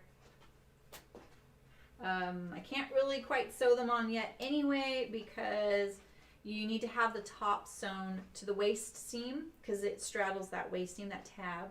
Here's our collar. I'll use black stitching to top stitch this on, and then I have some other embellishments here. The top stitching is really serving as a nice embellishment as well. So, all right, I think we did really good today. We got a lot done. We have a lot to do. We've got our sleeves with the reinforced cordura, the whole back with the pleat, the waistband, zippered back pockets. Pretty good. Oh, that's so great, Mrs. Necro. It really is great to have a friend like that. I'm an idea person, and they're not all good ideas. I had to actually actively work for years on realizing that I do not have to do or act on every idea I have, because I did have this kind of compulsion that if I had an idea, I had to do it. And even if it was a good idea, I didn't have to do it. And I had to learn that, where's the best use of my time? And it's okay sometimes to indulge that if you know it's not going to lead to something that may pay you or someone will see or whatever you like to get out of your stuff, right? So sometimes I do just do things because I want to know, will this work? And I just have to know, and that's okay. But other times I do have to tell myself, you don't have to act on this just because you had this a good idea. Especially when I had a business manufacturing a line of products, I had to really go, all right, you don't need to create every product. I learned that kind of, especially because you don't have to make every product a customer asks you to make, because they may not understand the production process and that it's just financially something they'd never be able to afford the way you could make it. Because maybe there's ways to make it really affordably, but you don't have that kind of machinery or fabric or access to those things, or you can't buy in to get those things because maybe the minimums are too high. There's a lot of factors. And so sometimes I have to say, I can't do that, but I know someone who does. Here you go. Or I'll think about it. I'll keep it on the back burner. Keep reminding me, So you can't, you just can't spin your wheels just because you want to accommodate every idea you have. So anyway. All right. Well, that went great. Good thing I'm on steroids because I have the stamina right now, right? And I'll see you Saturday, 11 a.m. again. And we will hopefully be finishing these up. I think we will, and I think I will do maybe I'll do a little bit of an intermission for a little snack in the middle. And then I really wish I would do the timestamps on my stream right away right now, but I just haven't been. So but that would be a good one because I could just put for the intermission. Yeah, exactly, Mrs. Necro. Yeah, exactly. And like I have those. I have plenty of things I've sewn here that I didn't really need, but I wanted to sew or whatever. And so my wardrobe's a little all over the place. I have been kind of trying to be better about looking at what kind of things go together and kind of culling a couple things or putting them in my go bag, you know. And now I am starting to think like I could use some camisoles. And someone said they wanted the Ogden cami, and I was like, maybe I would do some Ogden camis just for myself because I could use some more camisoles. They don't have to be knit. I would actually kind of prefer them not be knit, you know. Oh, Sydney, thanks. That'd be great. I think I sent you one, right? Oh, I didn't. What would you like to do? Is there something you are wanting to sew? Or is there a garment you don't mind watching the video for? Just let me know what you want. Just email it to me and I'll give you the steps so you don't have to. Most folks do the timestamps a little bit differently. Some of them just give me the steps. Oh, in fact, was it you, Beverly, that sent me extra timestamps yesterday? That was awesome. I was a little out of it yesterday. But those are really cool. Yeah, so if you have a garment in mind, otherwise you can just do one of the recent streams like the Ames jeans or these or something like that. So that would help. But I could give you the steps and then you can just kind of look for them and write the time down. Other people are being more detailed and they're being like, oh, and you talked about this at this time. Then you did this time. So my steps are there, but there's more steps in between. I don't care how you do it. You do whatever you want. It's actually a lot easier than it seems to be too. So, okay. My daughter's probably hungry. And it's so sweet. She's bringing me lunch. So I'm going to join her. A silk cami would be nice. Yeah. I wonder if I could do that on this machine. I think I can. I can't go down to a size 8 on this machine. Needle. I think I can go to a 12. I don't think I go down to an 8. And that's usually what I sew silk with. Okay, Sydney. All right, well then I'll see you Saturday. Happy sewing. Look at some of the gift things we'll be sewing in mid-December if you want to join in, kind of start getting your materials. Look at those free patterns. I'll try and link them maybe in the description of the video, next couple videos, so you can kind of look them up. But I have been tagging them on Instagram and stuff. They're not hard to find, and they're all free except for the apron. That project will be at Hearts, and it's sponsored by them, and they do give us a discount, and the discount's the number 10, and then so-so. 10 so-so. You get 10% off, so that's really great. You can use that discount for whatever you buy there. Cool. All right, I'll see you guys Saturday. Have a great day.